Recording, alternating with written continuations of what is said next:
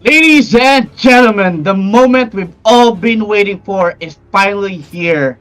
This is True International Season 2 Mobile Legends Bang Bang Tournament. And I know a lot of you, especially wherever you're here in the world, I know you're very excited who's going to win this second season of True International Mobile Legends Bang Bang. By the way, my name's AB, and with me is no other than Fredo, and we're gonna be your shoutcaster, and you're going to be analyzing the grand finals match between two of the titans of True International Season 2. KK Esports from Laos versus Veni Vidi Vici from Timor-Leste. And I know you have a lot of questions in your mind right now. 2 weeks of battle in the Land of Dawn, but we only have to name our second season grand finals. But before anything else, let me ask you, Fredo, how are you doing tonight? Well, I'm excited as well to witness the grand finals of course, True International. And I mean, this is one of a kind because not many tournaments happen internationally. And this is one of those places we are going to witness, international clashes happening, which don't really quite happen, in this esports scene a lot of times because usually it happens in the professional tournaments, not at the grassroots level or like, this community tournaments like what we're doing here. So it will be a very exciting event. And of course, the second season in a row just shows that this tournament is not going to stop by doing just once. It's going to continue, and a lot more things are going to come. Exactly. And I like what you have said, but now that we already have introduced the second season of Mobile Legends, now let's jump right in to our interview with our teams. Starting off with KK Esports, and we have here from KK Esports. Hello, Along. Good evening to you there. Hello. Hello. So Hello. we're gonna jump right into our first question. So, how is the team's preparation for facing today's opponent? มื้อนี้เราได้เตรียมแผนการดราฟฮีโร่เมตาใหม่เพื่อมาสู้กับทีมฝ่ายตรงข้าม Okay, so Yeah. I'm trying to translate. Okay, so he said we prepare a new draft meta pick to counter the opponent. So that's what Along mentioned. So my second question is, who should your team be watching out for from the opposing team?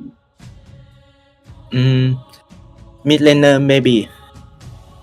Oh, okay, so it's going to be the mid laner. So Fredo, we're gonna take note of 3V's mid laner.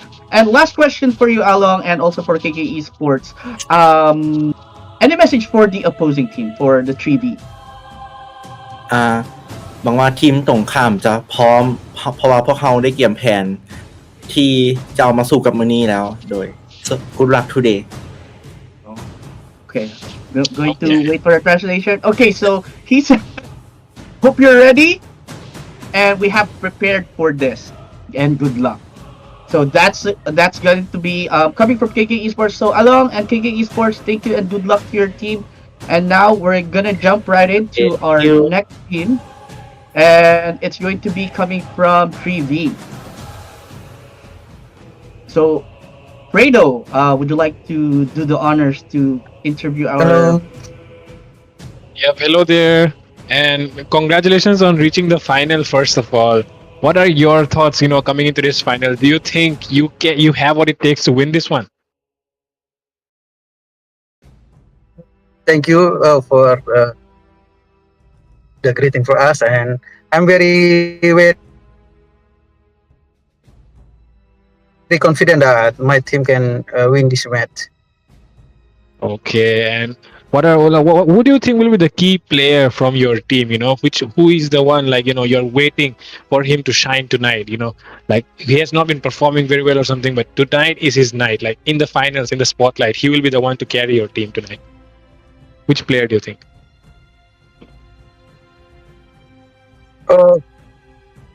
From my team is I think all player can carry the team. In KK Sport, I think the mid laner also good.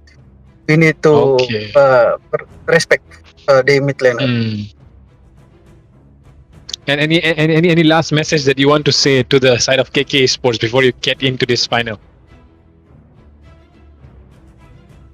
KK Sport, prepare your mentality, prepare your team because this is Veni Vidi Vici. I came, I saw, I can query. Nice lines there. I like the confidence. I really like the confidence. And that just shows that you are also prepared very well. And with that, I think your team is also very excited to play this match tonight. And thank you for joining us here.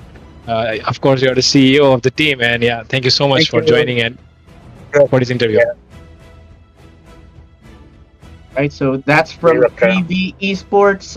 Fredo, I came, I saw, I conquered. So that was like striking a message towards KK Esports. And out of different countries, we had like Laos, we also have Bhutan, we have Indonesia, Philippines, Malaysia, India, and Timor Leste who joined the second season. And now we're down to the two best of the best. But we're going to see a lot of changes probably because of the new method that we're seeing right now. But aside from that, Fredo, what are you excited to see right now with this best of five grand finals? Well, coming in this day, if you think about the interview just now, it seems like Vini Vici is very confident, right? And I did witness day before yesterday the semi-finals, and the way KK Esports played it, the first game where they drafted an Angela as the mid laner and the Arlord as a roam, which was not something that a lot of people will even think of, but somehow they pulled off an amazing draft, a very unconventional draft. So that just shows that KK Esports are also someone that you have to be careful, coming in. You cannot come in with the same plan that you usually do. They are someone who try to do something different all the time. So I'll be really excited to see if Vini Vici has what it takes to take down KK Esports tonight. So I might as well when I reviewed the different games, it's going to be exciting because we're gonna see a lot of different pocket picks here, like the Angela mid and the return of Arlot as a roamer. And probably I'm also going to look forward to this mid laner that they're saying in 3V Esports because that is one of Along's most awaited player from 3V or Veni Vidi Vici to look out for. So now in the drafting phase, it's going to be probably it's going to be the same draft, but it's a matter of how they will definitely execute it because this is the final stage. There's no coming back. This is definitely the last stage, and the season 2 cup is on the road. So definitely On they the have road. prepared this. They have prepared this mentally, as 3V Esports CEO mentioned. You should definitely be prepared mentally, physically, and also in the land of Dawn.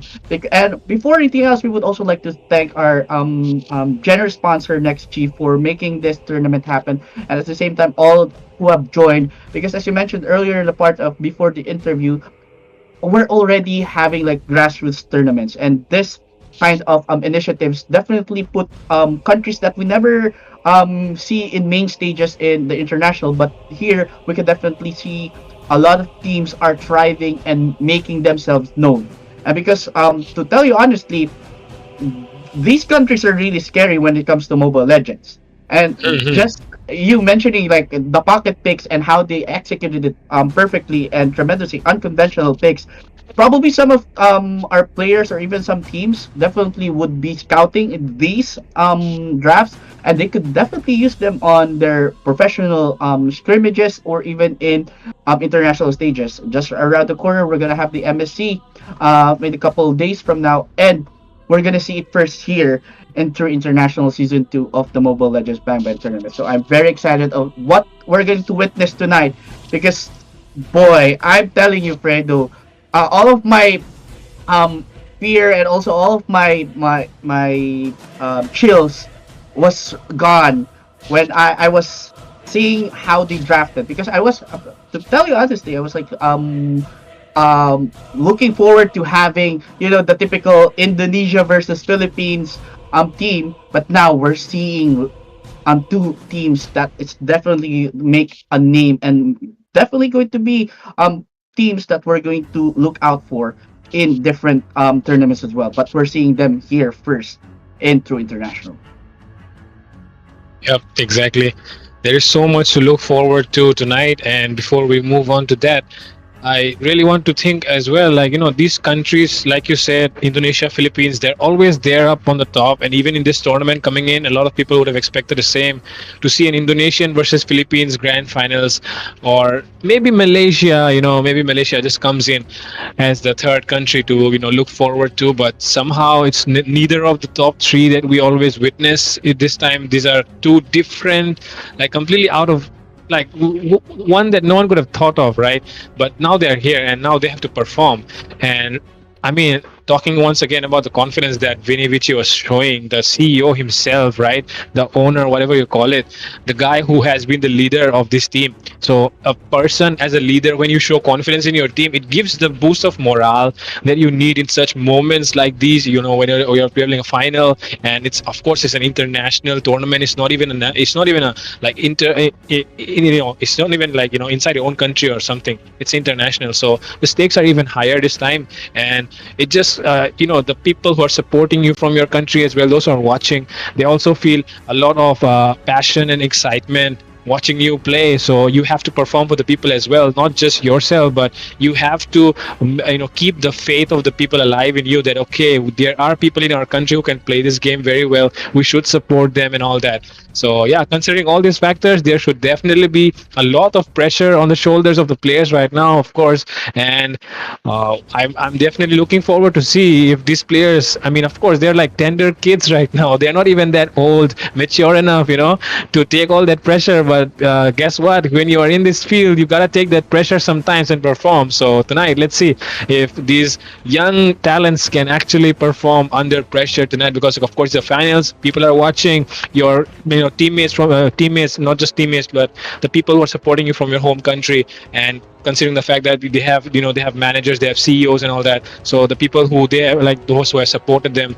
So of course, let's see if they can put the things that they have learned into fruition tonight. So yeah, that'll be something to look forward to. Exactly, and I couldn't put more words to that. And you have nailed everything, Fredo. And now, the moment we've all been waiting for. This is going to be the best of 5. The lives are at stake here, and also not only their personal lives, but they're bringing their countries with them. So it's going to be KK Esports from Laos versus Veni Vidi Vici from Timor-Leste for our first draft. This is going to be a best of 5. Whoever gets the first 3 W's is going to be crowned as the second season of our Mobile Legends, brought to us by True International. But now, first, it's going to be the typical sustained bans here on the side of KK Esports. Definitely going to ban that Fredrin, and we also see Zushin here, which is already all throughout the tournaments had been banned 12 times. So that only speaks so much of how pesky this mid laner is. Or even if you have also witnessed some Zushin in XP lane, that is also something that a lot of players here in some of the regions that I also witnessed, and that is the kit that Zushin has. However, on the side of 3B, we can see here Uranus, who was just recently got buffed after the next patch. 55 heroes were buffed, and just imagine how many heroes or draft that you could make out of that.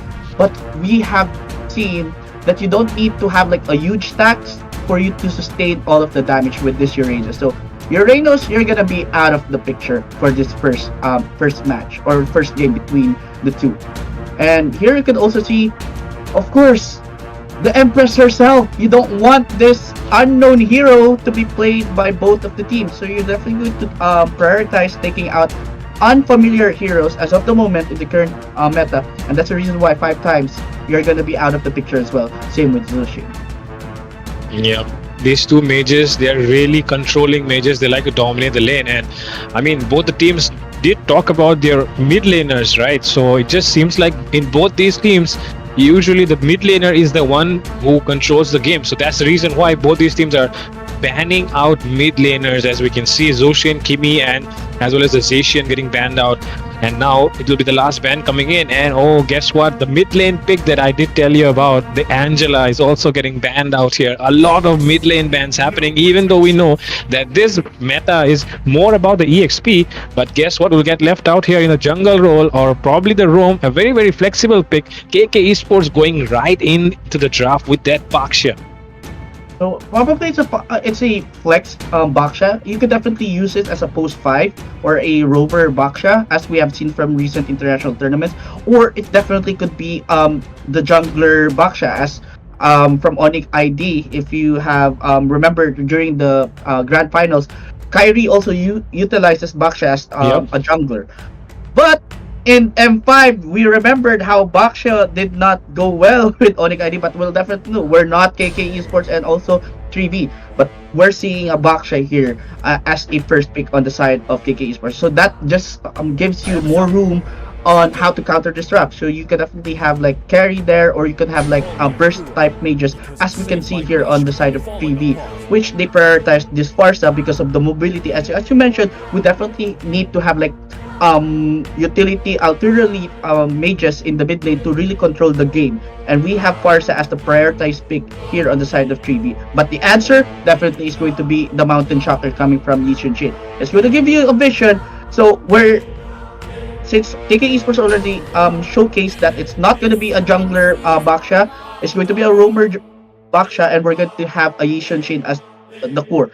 However, take note, Fredo, we can still have this Yishun Shin coming on the gold lane. I have seen this, and this also gives a window of opportunity for. However, the problem with the Yishun Shin gold lane is the range. You don't have like that much range, but you have more mobility, and also you have a lot of skills kit with you. But the answer on the side of 3D, it's going to be a Hayabusa. So what do you think of this Hayabusa, considering that you have like a Baksha as a roamer, that you know it's very tanky. You can't just okay shadow kill a Baksha all of a sudden, because it's just soak or just going to absorb all of the damage coming from your blades.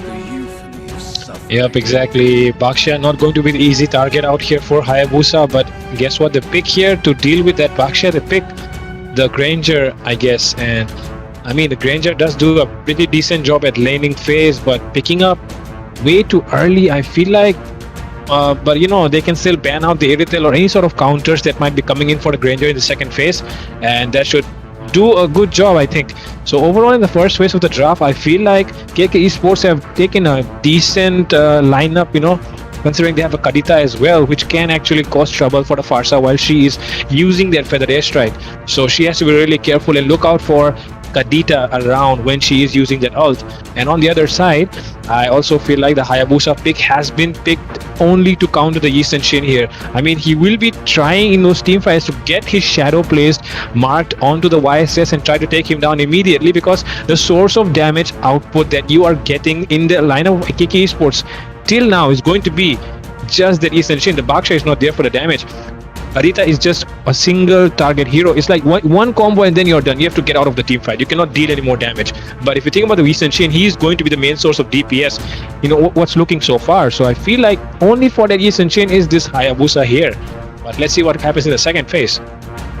And speaking of the second phase, I really like what you mentioned, that the single target capability of Kadita is something that you really have to take note on the side of Veni, Vidi, Vici, because after you calculate, okay, Kadita already utilized all of the skills and also the ultimate, we have a window of opportunity for us to take them down. However, the second phase is very important as of the moment. As we can see, Gatot Kacha is also taken away from the picture, and we also have removed some of the counter sustained heroes, like we have this Esmeralda and also this Lapu-Lapu, because similar to Uranus, Lapu-Lapu being back on the meta, it's very pesky.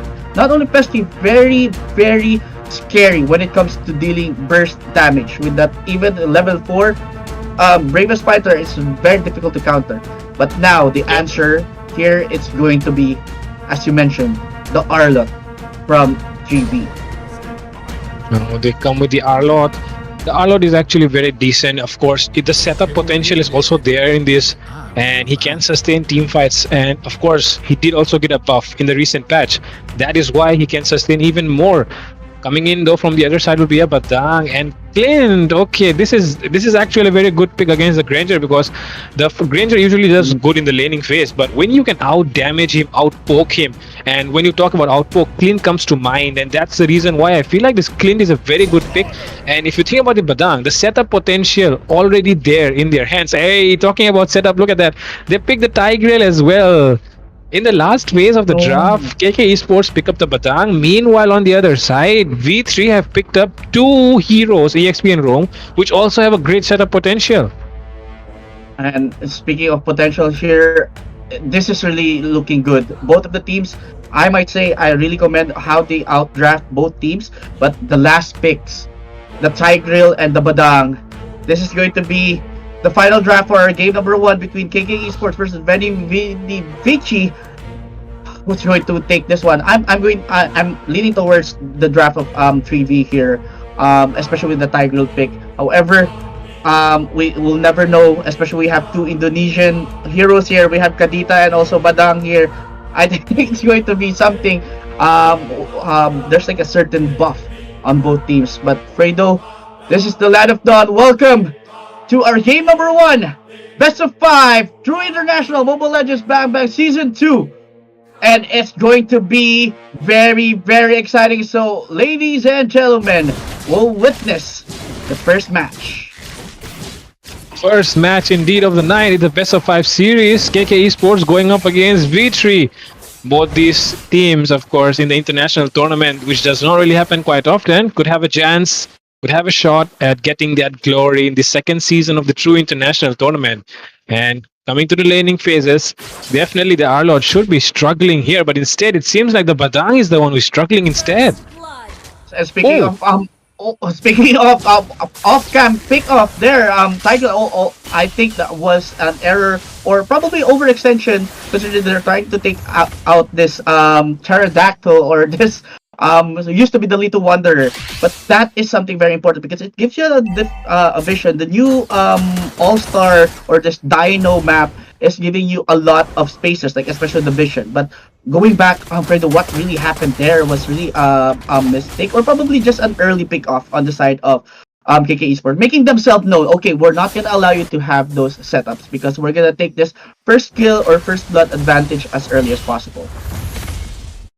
Definitely, the first blood already taken away into the hands of KK Esports, establishing dominance in that river area. And now they have to be careful because the Hayabusa does have his ult online. He has that level 4, so he'll be looking for targets right now, especially the Eastern Shin and the Clint. But the Kadita, I'm not really sure because he does have, the ability to escape and maybe counter that ult. But right now, Turtle coming up, and with that, let's see who makes the first move for the Turtle fight. Okay, so they are already in the position here, and that is something that given the vision or also information on the side of 3V. But however, we can see here they're trying to contest this after taking out the purple buff, but definitely here the ultimate will have been proc by Baby Shiba. But again, better airstrike coming from the side of Pivot Cutie and taking down one member again from 3V. So that is an advantage on the side of KK because you not only that you took out that advantage of the turtle, you also have picked off another member away from 3V, and that is very unfortunate for the side of 3V. Yep, they get the turtle and they get a few kills as well. So yep, not very good things here happening for V3. Meanwhile, KK Esports, comfortable game going in so far. They get 3 kills, they get the turtle as well. Nothing going, according to the plans for V3 here, but everything going according to the issue here. Oh my god, who might be stuck here? It might be the Arlord, gets away. But that is all that he can do for now. But right now, Hayabusa still not able to find a target. Already 3 minutes into the game, that has not even used his ultimate yet for anything. So this Hayabusa pick, I don't really know if he's going to pull off. But when is it going to pull off? Speaking of pull off, that's a really good point as well. After taking out a lot of objectives here on the side of KK, they also have the momentum, especially taking over the map. Because we can see here, as you mentioned, Hayabusa or Avril doesn't have like any positioning as of the moment because it took some time. It's already past 3 minutes, and at that point, after you reach level 4, you definitely have to snowball as early as possible. Here on the bottom side, there's already have a skirmish of being utilized. So the water now on the side of Veni Vidi Vici is very small. And okay, what's happening? Fredo! 3v1 happening here under the tower. They get one, but get taken down as well. It will be the Badang and Arlord EXP traded for each other. But one thing that will go in favor of KK Esports will be the tower. Bot side already cleared. So now the Badang can rotate even more and cause more problems here for V3 because KK Esports will have 4 members rotating now. As you can see that the Badang does not really need to care about his lane anymore. The tower already taken down. Meanwhile, the second turtle is up as well. Let's see who approaches this one first. KK Esports will definitely have the advantage going in positional advantage, but let's see if Vici can come up with something as well. Speaking of come up, the zoning here is very evident on the side of KK. They have this confidence coming from them, but here we can definitely see ult will bring proc by this Kadita, but taking out the Tiger, so there's no crowd control now, but Dark Baby taking a V, so that's 2 members down away from Veni Vidi Vici, and it's goodbye for them. 2 members down, or make that 3, and also a turtle, so that's already a 7-1 advantage on the side of KK Esports. And now the Hayabusa, just one more punch, and with that, Lifestyle takes down the Hayabusa. Things not looking good here. Look at the instant replay. As you can see, Kadita comes back with the ult, but front goes the Badang, takes one down, and with that, the Arlord into the backline, but alone he cannot really do much. And before the Farsa could fly off using the wings for wings, she gets taken down as well, and Turtle secured there. Hayabusa could not really do much, wanted to take that red buff before he went away, but now again gets taken down. Granger falling here, and Darlot completely stranded away from his teammates, and with that he will get taken down as well. Robinx really farming up everything here, including all those kills. 505 is his KDA, and things are looking good here for KK Esports. And we're just 6 minutes in the game, and we can definitely see here the rotation, the momentum, the snowball, all check on the under the bucket list of KK, and we can definitely see because of their composition, it's a rotating and it's a mobile draft. You definitely have this very mobile backshot. You also have this skateboarding Yishun Shin with the turtle skateboard, and you also have this mermaid by Baby Shiba. And take note, you also have like a winged Badang. So now what will be the answer coming from V3? Are they going to contest? But take note, the side of KK doesn't have Purify, so one good set coming from Tiger is going to make a shift. But the question, when is that going to happen, Fredo? Yes, that's a very good point that you make here. They do not have any Purify on the side of KK Esports, so one good setup from the Tigreal could create problems for them. But the thing is, that is very hard to pull off, because even after you create a good setup, there is still the possibility of one member getting left out here. Setup being done exactly as you said, and with that, they take down the Granger, but the Badang will fall as well as the price for that one. But of course, a goal laner traded for EXP, things still looking in favor of KK Esports. And with that, they get the turtle as well. I mean, everything is going according to KK Esports' plan, but is there a way here for V3 to make a comeback? Because that seems very bleak here for me.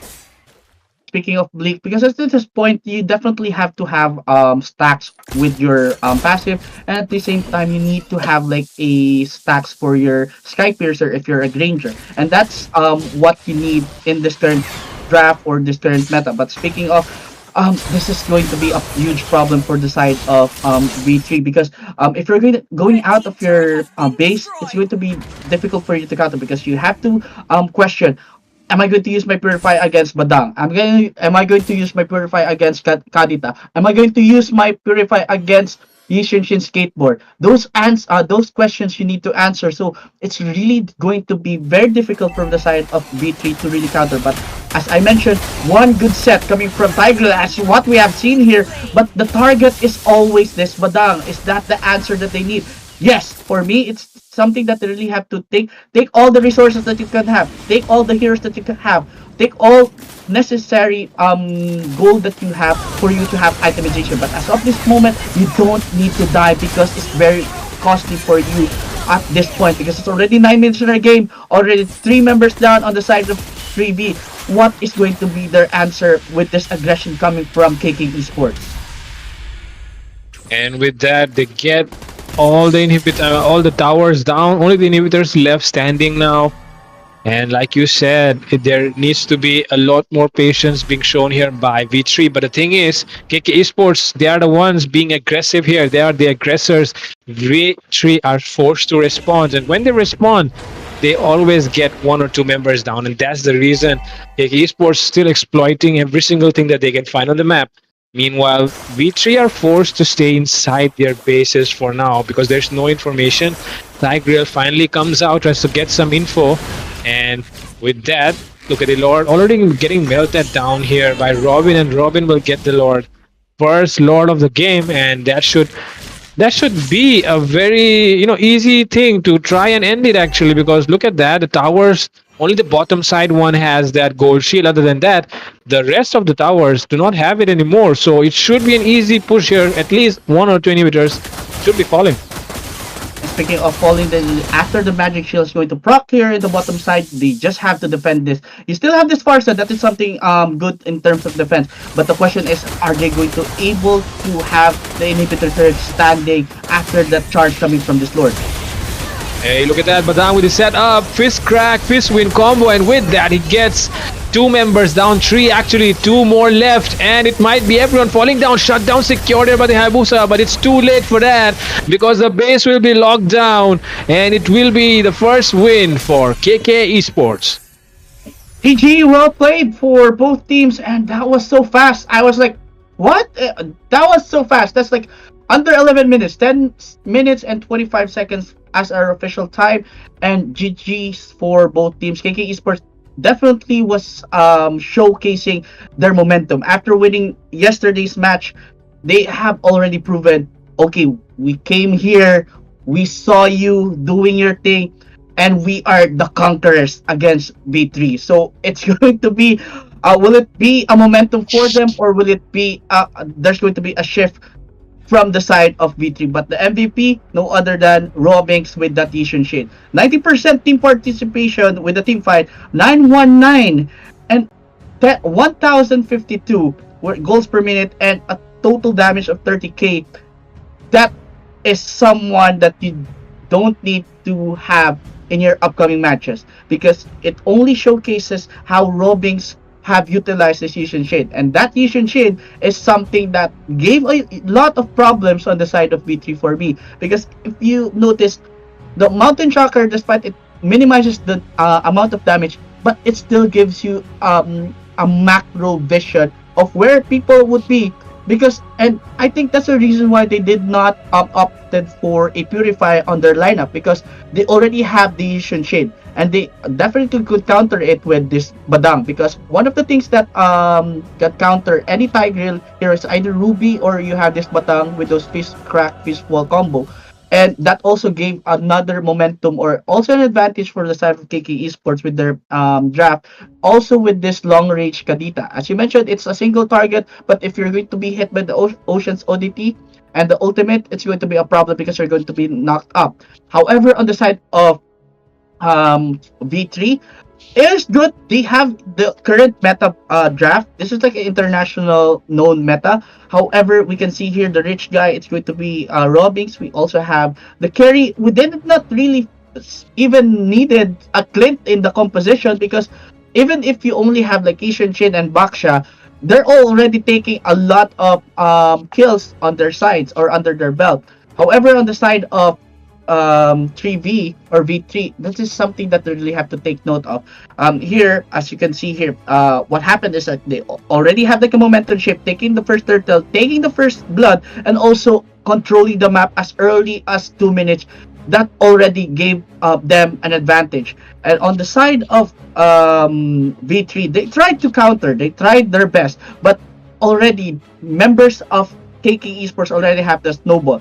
They already have the itemization as early as possible. As you can see, there's like good setup, but the question is, where's the follow-up? After taking out the Team Protion, after taking down 2 crowd control or control 2 members, the question is, where's the damage? Where's the follow-up? Because you have a composition that is late game centric. You have this Hayabusa that you really have to have a single target individual. But the question there, Fredo, who's going to be your target if you don't have any stacks with your Sky Piercer? Who's going to be your target after you don't have your itemization yet? So that is also a huge problem on the early to mid game on the side of Veni Vidi Vici, and that gave it the momentum shift totally on the side of KK Esports. And here on the last push, we were all also trying to ask here if they're able to take down the Summon Lord as early as possible, but too bad because you have tanky heroes that would only soak up too much damage away from you, and that gave them that one win. Yep, the first game, of course, summarized by you here. And coming into the second game, though, let's see what V3 can do, right? I mean, I I have not really seen V3 play, and tonight as well. I mean, the first game they did not really. I mean, I was waiting for them to arrive. You know, they did not really come, and that's what Yeah, I feel like what happened in this first match. So I mean, I do not want that to happen in the second game because it's a grand final. Usually, you do not want grand finals to be like this, where you are getting, you know, one-sided matches. You really want it to be a tough match for both the sides. You want it to be entertaining, so it will be really difficult to say is this going to be this way for all the games, or is it the first match usually sets the tone for what's to come next. So that's why it's going to be really interesting to see if V3 has any response to what KK Esports is bringing, because as we have already seen, it's not going to be an easy match at all for V3. We already saw, even with the draft that they actually had a Yi Shin up against another assassin that was actually picked to counter the Yi Shin, but the Hayabusa did not really get an opening. That just speaks for itself as to how aggressive and how controlling the side of KK Esports play. They do not want to give away anything. They want to fight for every single thing out there.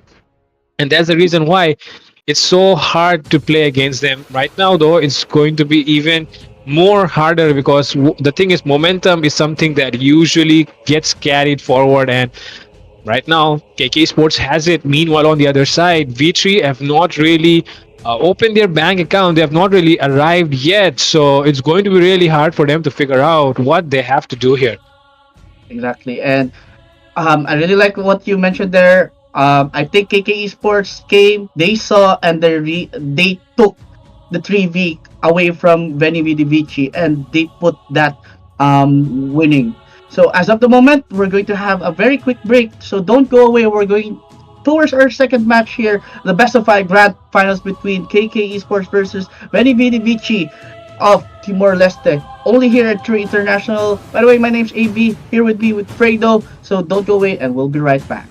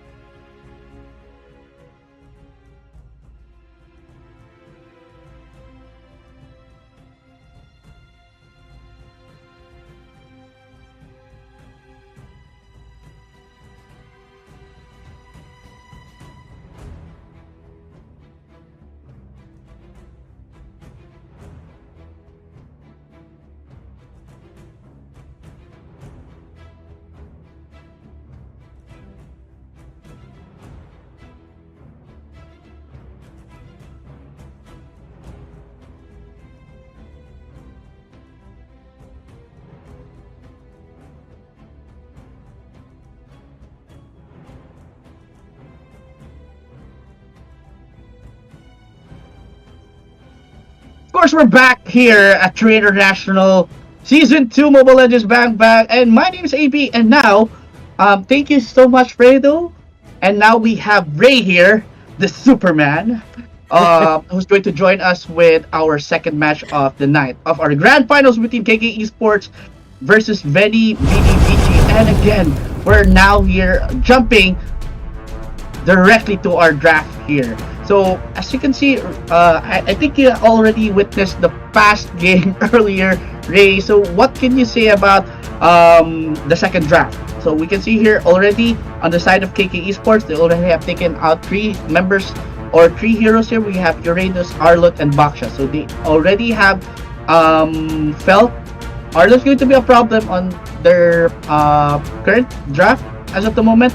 But still, on the side of Veni, Vidi, Vici, they took away their own Farsa, and also they took out Zetzian and also this Freddy. So, what are you expecting for this second draft?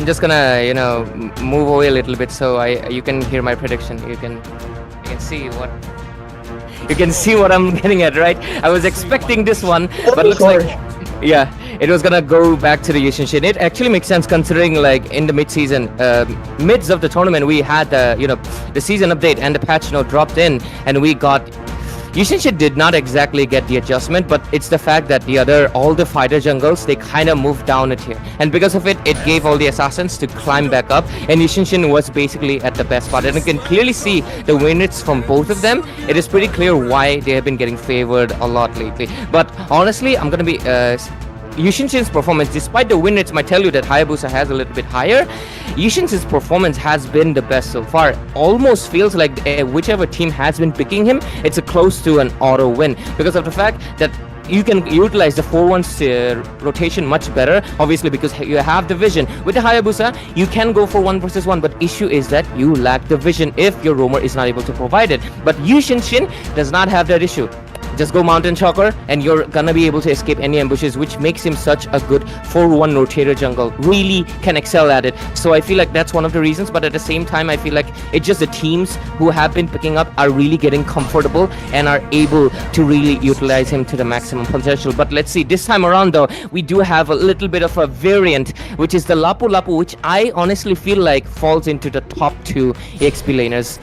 What do you have to say about that? But even now, we are also going to be seeing the 1-1 getting included, not getting picked that often, but when she has been, it's you can say it's 50-50, even though it's 60. I've seen her, it's a 50-50 most of the time. Yes, because as mentioned, but major props on how you really lay down how Yishin in this current draft meta, and also going back to the assassin, shifting towards to how it is being utilized now by most players. Because before we thought it's going back to the utility fighter junglers, but now it's shifting back to the assassin's meta. And as you mentioned and pictured out how Yishin fits perfectly in the role of the rotating jungler, because we're going back to the leash meta, we're also going back to the 4-1 rotation meta, and that gives you a vision with the Mountain Shocker, also how it moves from one map to the other compared to other assassins that are really reliant on buffs. Those are the things that we also need to consider. That's why Hayabusa in the earlier patch, or the earlier game, or the first game that we witnessed, it still farmed, while Yishin was already taking out towers and taking out a lot of heroes. So there's a huge disadvantage when it comes to mobility. However, as you mentioned, Hayabusa still is on one of the top tier when it comes to dishing out burst damage. But now, looking at the draft, Lapu Lapu here is going to give a huge shift when it comes to burst damage because of the physical ability that it has. The Bravest Fighter is very risky. The anti-crowd control that it has as well, that's something that KK Esports have to look out for. However, as you mentioned, I am still waiting for that background of yours to be back, but they have to ban it out on the side of Veni, Vidi, Vici, because it's going to be a respect ban on the side of KK Esports. However, you mentioned here 1-1. Let's go back to 1-1. 1-1 is a 50-50. You really have to have the itemization. Corrosion Sight, active Corrosion Sight, and you just have to remove all the buff because you have this second skill. But now that we have the final draft, we have taken out Angela and Zushin. On the side of KK Esports, took away Iritel and Paramis. So now it's going to be a very macro-centric style on the side of KK Esports. So now, here's the final draft. It's going to be Yishunshin, Claude, Badang, Valentina, and Phobius on the side of Veni, Vidi, Vici. And on the KK Esports side, we have Louis, we have Kalea, we have 1-1, and Hayabusa and Lapu Lapu. So based on the draft, what's going to be your picture here, Ray? I'm gonna this time around, honestly, I'm gonna side with KK Esports for a simple reason, is that I feel like the Valentina's utility will be a little bit limited by, all the resources that need to copy, but I think I want to give you the voice, and obviously take the shot from here because we're diving into Land of Dawn, AB. Okay, so welcome to the Land of Dawn, game number 2 for True International Mobile Legends Bang Bang Grand Finals between Veni, Vidi, Vici versus KK Esports. So again, Ray, you mentioned utility when it comes to Valentina, very limited, because if you're gonna copy ults, it's going to be coming from Kalea, or will it be probably you're gonna copy the diversion coming from Louis. So it's going to be something that you really have to prioritize. If I'm going to copy crowd control skills, I'm definitely going to focus on Kalea. But if I'm going to use like magic centric, it's going to be Baby Shiba's diversion that I can also use so that I can send off members, or can use it for potential pickoffs or ambushes. So that is you mentioned that is very limited at the side of Valentin, but definitely they've learned their lesson from game number 1. They don't want to have the same mistakes here. As we can see here, they're just going to have like poking in the first part of the game. Not really seeing a lot of happenings compared to game number 1, where everything is brawl type. Like everyone's like fighting each side of the map, and they don't allow like a huge space. But now we can see here just like a discipline on the side. But here, Ray, what's going to happen?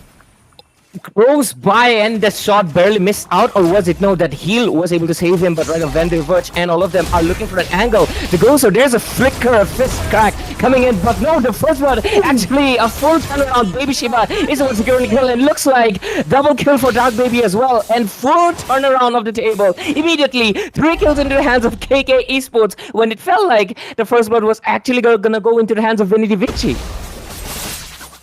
It's not even 1 versus 1. It was like everyone against 1-1, and she was able to survive that ambush. But here on the top lane, everything is on the side or on the hands of KK, and they're saying okay bye, and 1-1 was able to escape many death sentences there.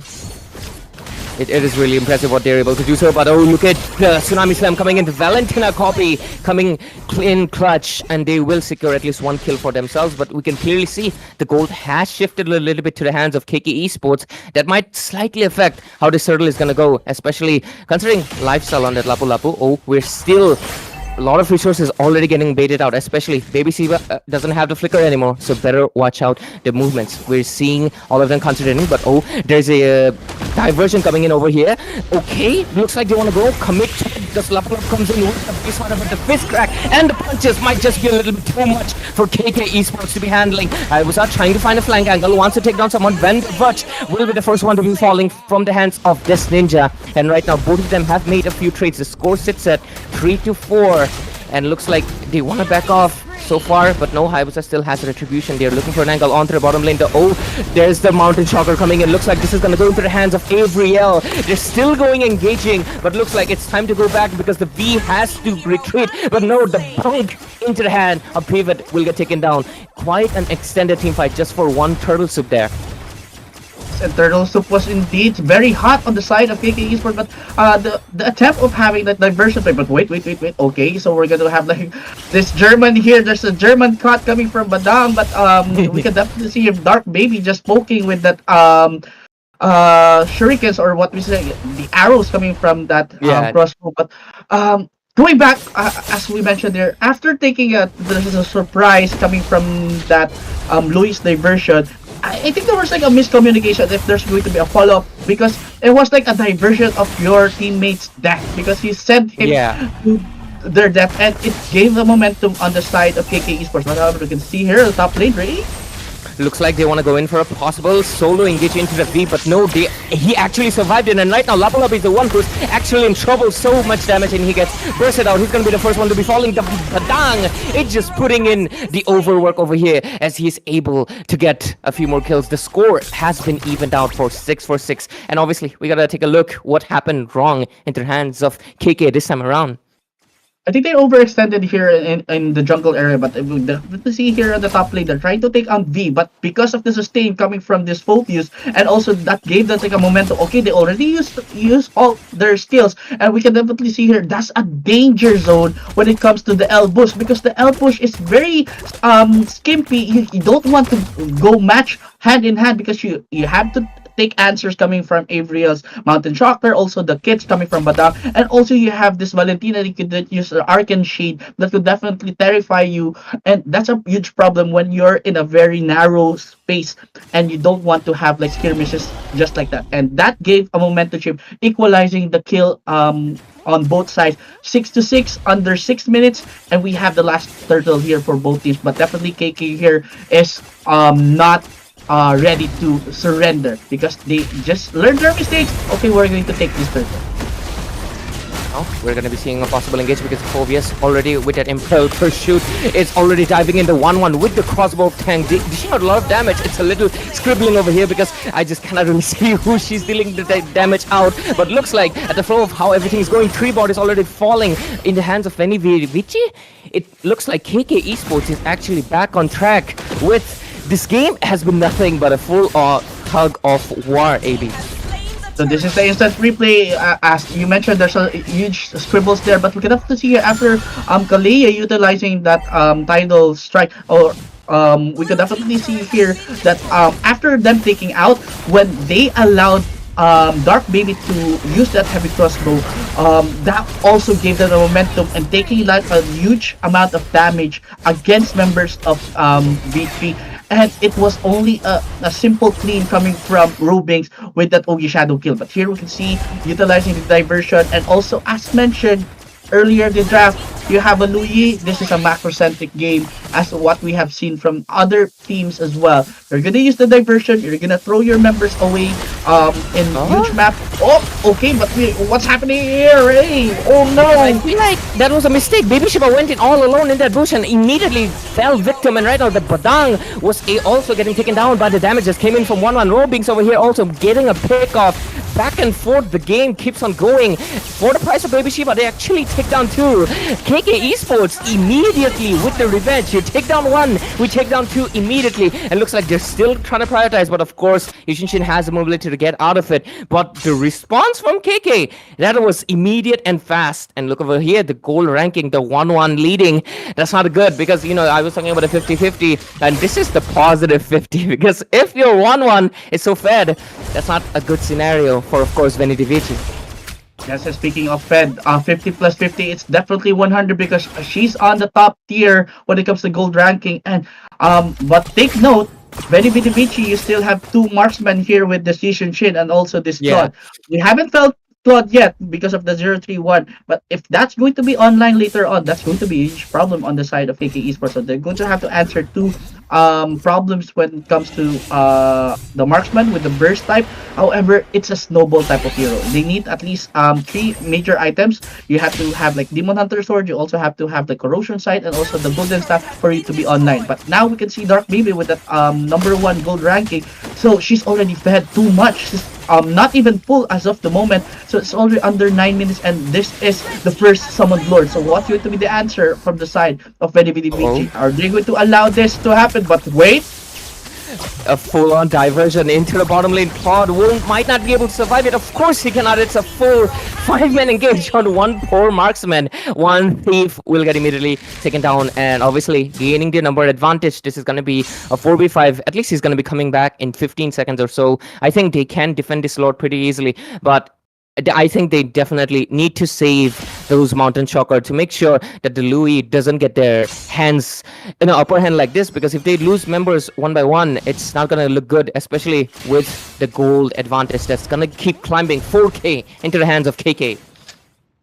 Speaking of KK, are they going to defend this, or will they allow the momentum be on the side of KK Esports? But definitely, we don't want to have another 10 minutes and 25, and they're going to be defending this as early as possible. And we can see here, Rigo trying to defend away from the magic shield. However, on the bottom turret, it's already been broken, and also the magic shield in the middle as well is being utilized. So we can see here, is it going to be edible? That is the question. Or are we going to see another day for the side of Veni, Vidi, Vici?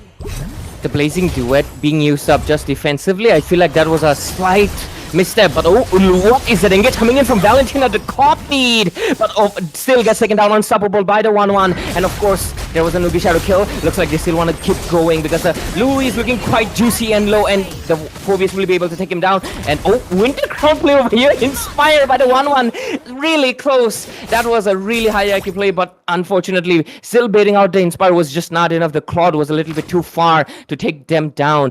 That, I feel like, slight bit of missteps on over there, because I did notice the Kalia dived in too early, because clearly in incendiary play. That was really good. That was really good.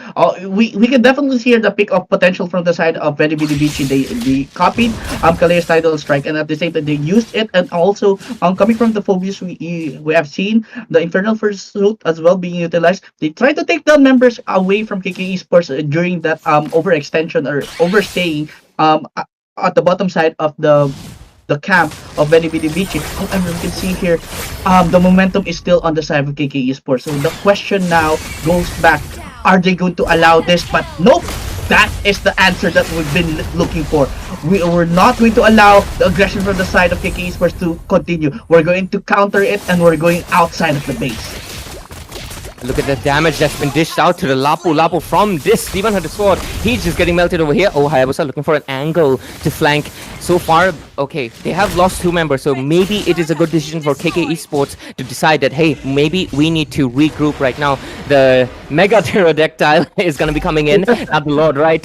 So I feel like, considering this time around, they have a little bit more ground clearance. They gotta make sure 1-1 shutdown, shifted the goal a little bit. The Lord's gonna get, they're going for a diversion. The 1-1's gonna be coming in here. The Hayabusa better make sure for an angle to go for. But look at the damage that's being dished out. Blazing duet, but no, the Hayabusa will fall. Evriel will get the double kill, and the Lord as well. And looks like the pace of the game is gonna shift back into the hands of Veni Vici. Right now, they're trying to dish out some damage, but of course, 1-1 alone cannot do anything. And Lapu only just arrived too late for the party. And right now, of course, looking at the instant replay, we can clearly see what really happened. The Hayabusa just got bursted out of the scene. Speaking of burst out, I really like what Phobius has been doing. V was able to zone out this Hayabusa, and that gave an information on the side of Veni. Let's take down this Pterodactyl as early as possible. And also, not to mention, after zoning out Hayabusa away from the Pterodactyl pit, they were able to zone out even Baby Shiba and also Dark Baby away from the pit. Even if the heavy crossbow, or the crossbow of Tang rather, was being utilized by Dark Baby, it was just soaked up. But here, I think there was an overextension here on the side again of Veni, but they're trying to take down members away from KK Esports. Ray. Crossbow Tang not really utilized just yet. They're really saving it for round, but dishing out the damage. Wind of Nature popped in as well, but on the other hand, Rigo double kill. Godlike for Evriel. It looks like they are clapping back as much as possible. They're really going to make sure that Lapu is also falling. Double kill, and 4 bodies fall. Robbings is the only one standing. The inhibitor will also immediately get taken down. 1 versus basically 3. This does look like a possible defense, but that was Winter Crown immediately trying to beat out Robbings. Smart play coming in here, but another inhibitor might be falling. Robbins is the only one. 3 versus obviously Pivot Kitty will fall, but looks like Veni Vici will immediately come in for the clapback as they take game number 2. Score 15-50 as they equalize not just the kill board, but also the scoreboard 1-1. Picking up the 1-1, it was a statement of what the game is gonna go for. It is the score of 1-1. It's not gonna end in a clean sweep. They have made a statement. They were not able to conquer the first game, but they did so on the second. 1-1 indeed. Have you seen how that Valentina utilized that Winter Crown to counter Hayabusa, Sogi, Shadow Kill, and she may have survived that potential pick off and was able to counter Hayabusa, but again, Veni Vidi Vici making a statement. Okay, this is going to be long night for us. So that equalizes the game. It's going to be 1-1, but definitely that was a cinematic comeback from the side of Veni Vidi Vici, because we're saying it's going to be like the end of is it going to be a same 10 minutes 25 seconds game similar to game number 1. However, it was answered to us by that beautiful skirmish after the pterodactyl pit. They snowballed the error even on the second tier turret at the bottom side. I thought it's going to be a whiteout on the side of KK Esports. However, they were able to defend. They overextended. They tried to chase out members away from Veni Vidi Vici, but Ariel, it's like, gave out everything, defended his teammates, and utilized the Yishun Shin. And again, this is the second Yishun Shin who won, but not on the side of KK Esports. I told Is it you. going to make a statement that if you're going to have Yishun Shin, you're going to win games? Because Exactly. 819, 89%. Earlier it was 919. Now it's 819. I think Yishun Shin should be banned out if you don't want Absolutely. to lose the game. So for you, Amri, what really happened there? Like, I'm so speechless after those Winter Crown plays. Like, my hands are too slow, but definitely them utilizing it. It was really clutch gaming, and they really know what to prioritize now, and that's a good thing on the side of Veni Vidi Vici, and that gave them the momentum. After taking out defending the base, they countered and they did not allow themselves to be locked up inside their base, because that's what happened during their first game. They were too defensive. They did not go out of their comforts. They did not challenge the aggression coming from KK Esports, and that lose them their game. However, they learned. They already utilized their snowball potential after utilizing the mountain tracker, giving vision, and also for me the MVP there as well is V, because after Badang using the skills, he was also there to really disrupt the composition of KG Esports, because as you have witnessed Infernal Pursuit taking out members like even Dark Baby, and that's giving a huge problem in terms of the ube or the ultimate bonding experience from the side of KK Esports. However, we can see here the unlocked player yet, or the locked player rich guy, because Avriel doesn't have a face here, but it's making a statement that it's Yishun Shin wins game. The carry still 1-1. It's a really good 1-1, but the team composition there was after the Summoned Lord, after them losing the fight at the second tier turret at the bottom side, it was already a gun game. So for me, it was a good play on the side of KK Esports. They snowballed as early as possible, as we have witnessed. I thought it's going to be another fast game, but it was on the side of Veni Vidi Vici. As you can see here, all of the damage has been distributed properly by the side of KK Esports. They're very aggressive. They know who to target. They utilize this Kalea very well. Also, the macro play with this Loyi. However, on the mid to late game part of the game, we can see here that, okay, we already have the items. We already have the defense. Now, the question is, what's going to be our answer? Are we going to lock ourselves here in our base, or are we going to counter? And at the latter part of the game, we have witnessed the charge of the captain. It was Yishin Shin. Avriel has to charge forward. Also, Vander Dutch targeting the right individual or character or hero from the side of KK Esports. And here we can see Lifestyle trying to chase down member, and I think that was overextension, because you see there's a pterodactyl flying inside your base, and because of that, if Lifestyle did not overcommit in that take, it could have been a defense, because you can definitely see here members from the side of Veni Vidi Vici are already half life, or even like little life left, but because of that, it gave them an upper hand and finishing that game with a style. And that was definitely a good game. This is going to be a very long night. However, it's a really good game to watch, because myself, I want to have like full 5 games. I don't want to end the night like 3-0. I want it to be full 5 games. But Ray, That was game between Veni Vidi Vici and KK Esports. That was something that we were going to look forward to. But for now, GG well played for both teams. It's 1-1, so we're back to 0. So we're who's going to take the first or the next two wins going to be our grand champions. But for now, any few words that you'd like to share, Ray? I just want to say two things. First of all, you and me are the only two casters in, True International who have RGB mics, okay? So we are like brothers from long distance. And second thing I want to say, this is my wife behind, okay? This is my wife. So next time, make sure you can, if you want to say Zushin, you can, you remember me and you can say like, yeah, it's Ray's wife. Those are the two things I wanted to say. I just want to keep it lighthearted because the intensity and of course the hardships are going to be coming into the next game because Veni Vici have made a statement. They're not going to let this go through easily, and I definitely am looking to 5 games, of course. So yeah, that's it from me. And nice casting with you. Thank you so much, the husband of Zushin here. And don't go away. We'll be right back for our game number 3 between Veni Vidi Vici and KK Esports. This has been AB and also Ray.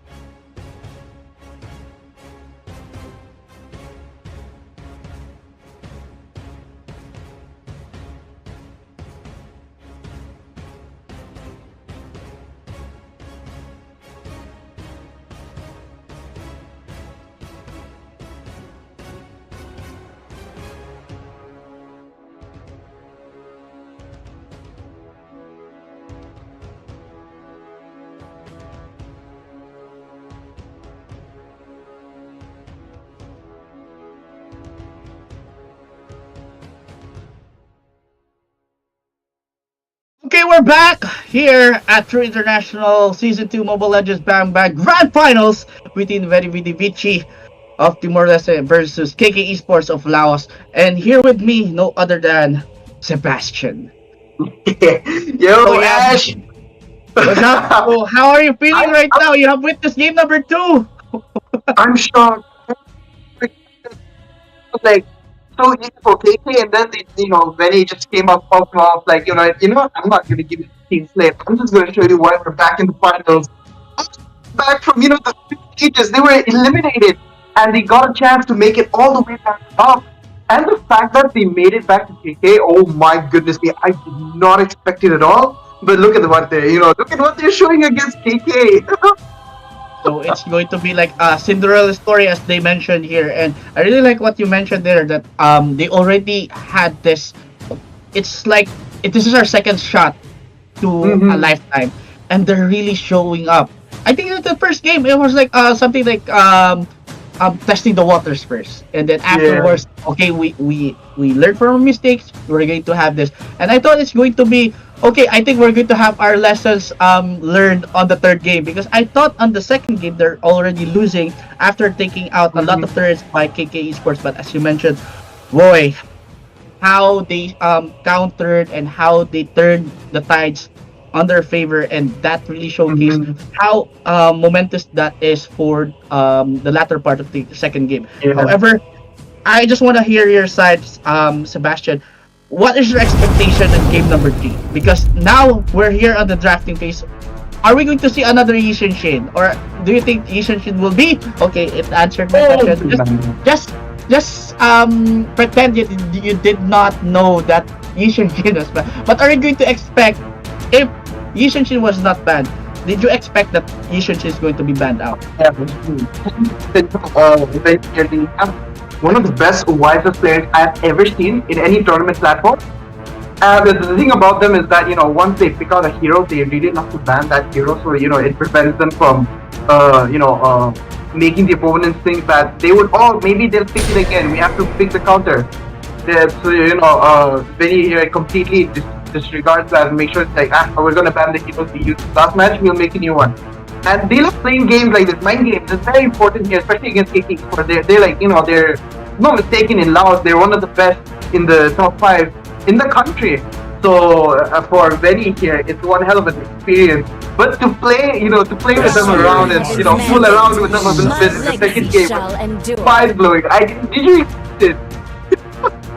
Especially how they turned, because even at the latter part, I thought it was like, okay, they're going to. I don't want to see them to have like a clean sweep as well. With that perfect draft as you mentioned. However, even Ray and I had like a question if Valentin is going to fit perfectly in the draft that they have made. However, it was really showcased there. The Popius and the Badang setting up not only individual but at least 2 members already made like a huge problem on the side of KK Esports, and that gave them like a momentum shift, and they gave them an upper hand in the latter part of the game, and that also gave them like a boost, especially zoning out members. Obvious going against any members coming into the pit, that was also a huge obstacle that KK Esports need to answer here. Now on the draft, still the same draft, but here we have a respect ban on the side of KK Esports. They took away the Badang, because Badang really had a fun during the second game.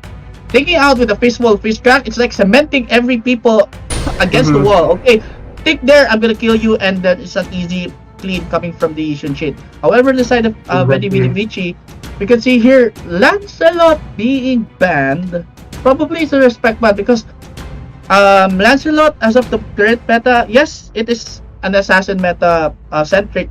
However, Lancelot still did not have that capabilities compared to Hayabusa, Vadi, or even other assassins that we witnessed from previous patches. However, Lancelot probably is going to be a respect ban on the side of KK Esports because of their core, Robinks, utilizes those heroes, and they just limit the hero pool of the sides of KK Esports. So that's the reason why they both banned out Tishan or Lancelot and Ling. So we only have Roger I am not probably the only one bound by on the these side of KK chains. Esports. We still have Fanny here that they could use if, Yeah. and even Joy is still open on the side of KK Esports if they're going to be moving towards that assassin centric rotation. However, on Veni Vidi Vici, you still don't have like a marksman. You can still have like Moskov, you still have Iritel here, or you can definitely utilize Clint as mentioned. You can see here, there's like, I don't know, is it flashy or is it my connection? But you can see it's going to be a Roger. So if you take away Yishun Shin, you still have Roger, who is similar, somewhat similar to Yishun Shin because it is a fighter, marksman, jungler. So you can definitely use Roger to rotate, and you can easily farm out as quickly as possible, and then you can move from one place to the other. And similar to Yishun Shin, it has like the capabilities as well to utilize its kits. And that's a reason why the lag and pouch is also a good skill that you can maximize in stacking up your Sky Piercer and cleaning up squishy heroes. However, on the side of Veni Vidi Vici, their final draft, but Zetian was open on the side of Veni Vidi Vici that has been banned out in the first two games. So now, Sebastian, this is the final draft. So for you, which side are you more comfortable? For me, I'm gonna give it for KK Esports here because of Roger. I'm a Roger user, so probably I'm because in the playoffs or group stages we have witnessed Roger has been utilized, but the win rate is not really that high. But we're talking about the grand finals, Roger. Are we going to see a full wolf transformation or Lycan coming from the side of KK Esports Robings, or are we going to see this ninja taking out members from KK Esports? So this is the final draft. We have a Granger, Farsa, and Gatakacha, Roger, and Hilda on the side of KK Esports. On the side of Veni Vidi Vici, we have Povius, Hayabusa, Minotaur as the post 5 or roamer, and we have Moskov and Setien for V3. So welcome to the land of Dawn, game number 3 between KK Esports of Laos versus Timor-Leste's Veni Vidi Vici. So Sebastian, what's going to happen now? Who will take the second win for tonight? Oh man, Suresh, I was thinking about the fact you said, Roger. And let me tell you one thing, like when it was during the Swiss stages when Rogers was being picked out, and why he has a low win rate was because they picked him off, but they never got to win matches. He did really good in the early game, but when mid game happened, the jungler from the opponent side was doing so much more better, and it was kind of like a roamer gap in the many of those situations. But KK were one of the main who actually broke that curse and made sure that it didn't happen for the third time, and they actually got a MVP Roger for the win as well. So Robbings here, we've seen what he can do. He's a really, really good jungler as well. But Vedi here, they are not going back, and the fact that Rico is a global Moskov, I'm really excited to see how it's gonna play, because last time they picked a Granger against that Moskov, it didn't work out very well against Rico, and let me tell you, it's very weird to see that you pick Moskov sometimes, because he's a bit of a stationary hero. You need to pick maybe heroes like Iritel. Oh my goodness me, what the heck! Bandage coming in with the clutch as well for the first blood, pops in as Hayabusa takes the kill for V3 here to get the first blood. Oh my, this is what I was talking about. They love studying the opponent, Slash, and this is exactly what they did in the first the first time they got eliminated was because they weren't really comfortable. And the moment they started studying their opponents, they just they kept on coming back, and looks like they're trying to push the top lane as much as possible as well. And speaking of pushing it, I like the fact that you mentioned like okay, we have a very good jungler. We know Robbie could definitely use any heroes, but here we could definitely see here like Banner Airstrike coming from Farsa, and it's not really that far, and they're taking away members one by one, trying to give like a momentum on their side because they don't want the aggression coming from the side of V3 or 3V or Veni Vidi Vici to continue, because after taking that first blood with that OE shadow kill on the top lane behind the two towers or in between the two towers there, it just giving like a statement, okay, we're here, We came, we conquered, and we saw how you're doing it in the second game. Now we're not going to allow you that again. But however, we can see here on the side of KK Esports, okay, we made a mistake. So what? We're gonna counter it again. We made a mistake. Mhm. We're going to have another statement, and we have seen there trying to take out the purple buff away from Gabriel, because if you're going to give a purple buff on any assassin who is dependent for buffs, that's going to give them like an upper Mhm. hand and an advantage because you can use more skills Mhm. there. However, we can see that the zoning capability of Vander Dutch, that is something that you have to be careful of, because as of the moment, we can see here on the side of KK Esports still did not opt for a Purify to counter Mm. any crowd control heroes just like the Minoan's Fury. That's going to give you an upper hand when there's going to be a set. And also you have the that's going to have a problem later on as well against members of KK Esports. Here on the plane! Oh man, Rogers coming in strong, Robings at the top lane. I think this might be it, but no. Dutch gets away, the AOG pops in, Rodrigo gets away from that, but I think this could be a lost cause for him as well, but the stun pops up, and there we have it, he falls down, finally, the revenge coming up here for their side, and Moskov is the one that goes down. I think even the top, the turret might fall down, but no, okay, the minions are back to save what is left of that turret there. Speaking of left and third, I think there's already an overextension here, but you can see here the damage coming from Hilda and Ogi Shadow already being utilized, but okay, cancel it out because you're in the bush, and Hilda's skill definitely would have like a capability as well, because you could definitely use that to charge up and also sustain a lot of damage. So lifestyle there utilizes the wilderness power, so that's something that you have to take note of. But here in the mid lane, you can see the rotation is now on the side of KK Esports. Okay, we had some errors. We have already taken out the turtle. It gave them like 2,000 economy gold lead now. But here on the bottom side, we can see the V versus lifestyle making 1v1. But it's going to be a problem later on if you're going to allow lifestyle to be pesky against your jungler, and that's the role of probably some roamer Hilda. But this is an XP Hilda. But the damage later earlier, before we jump into the fight, after utilizing that leap, it almost took down Avriel in a snap. So just imagine if it's going to be a damage Hilda, it's going to be a huge problem later on for 3v. But it's just a 1-1, it's still under 6 minutes. We can see here the water on the side of Veni Vici is very small now, because the rotation coming from KK is very evident, and they don't want this to be on the momentum again of Veni Vici, considering that the second game was taken by Veni Vici. So the momentum of the win is on the side of Vici, so they don't want to allow that. So now the question is, are they going to stop it here, or what will be the answer?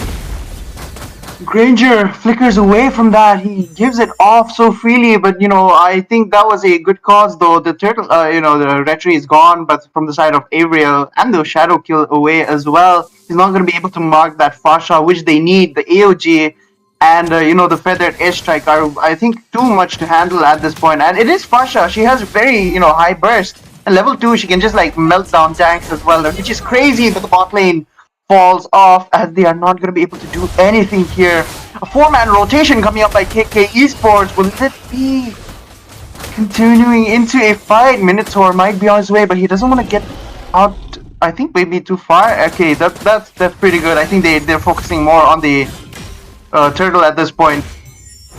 Speaking of the turtle, I think they're just going to be focused on the objective, and that is what is going to happen here. But again, 3 members against Lifestyle. Lifestyle trying to run away, but will she able to survive? I think the answer is no. But we can see her rush was being propped by this Parsa, and again, Moscow with the Spear of Destruction connected to one, but he's being chased down. I think that the Spear of Death for himself. 3-2, and KK Esports doing it with a double kill coming from Dark Baby. Insert free play here. Sebastian, again, we can see here, Lifestyle trying to chase down. Here's what we've been telling earlier, that the role of Lifestyle is to mess around the composition of Veni, Vici. However, she was very successful there, and the follow-up coming from Baby Shiba with that feathered airstrike. However, coming into 4 members or 3 members of KK Esports, I think that was a wrong shot call coming from Rigo because I did not notice it was 3 members who has like almost full life. But here in the mid lane, it's 42. It's still under 9 minutes. Now the ball is rolling on the side of KK Esports.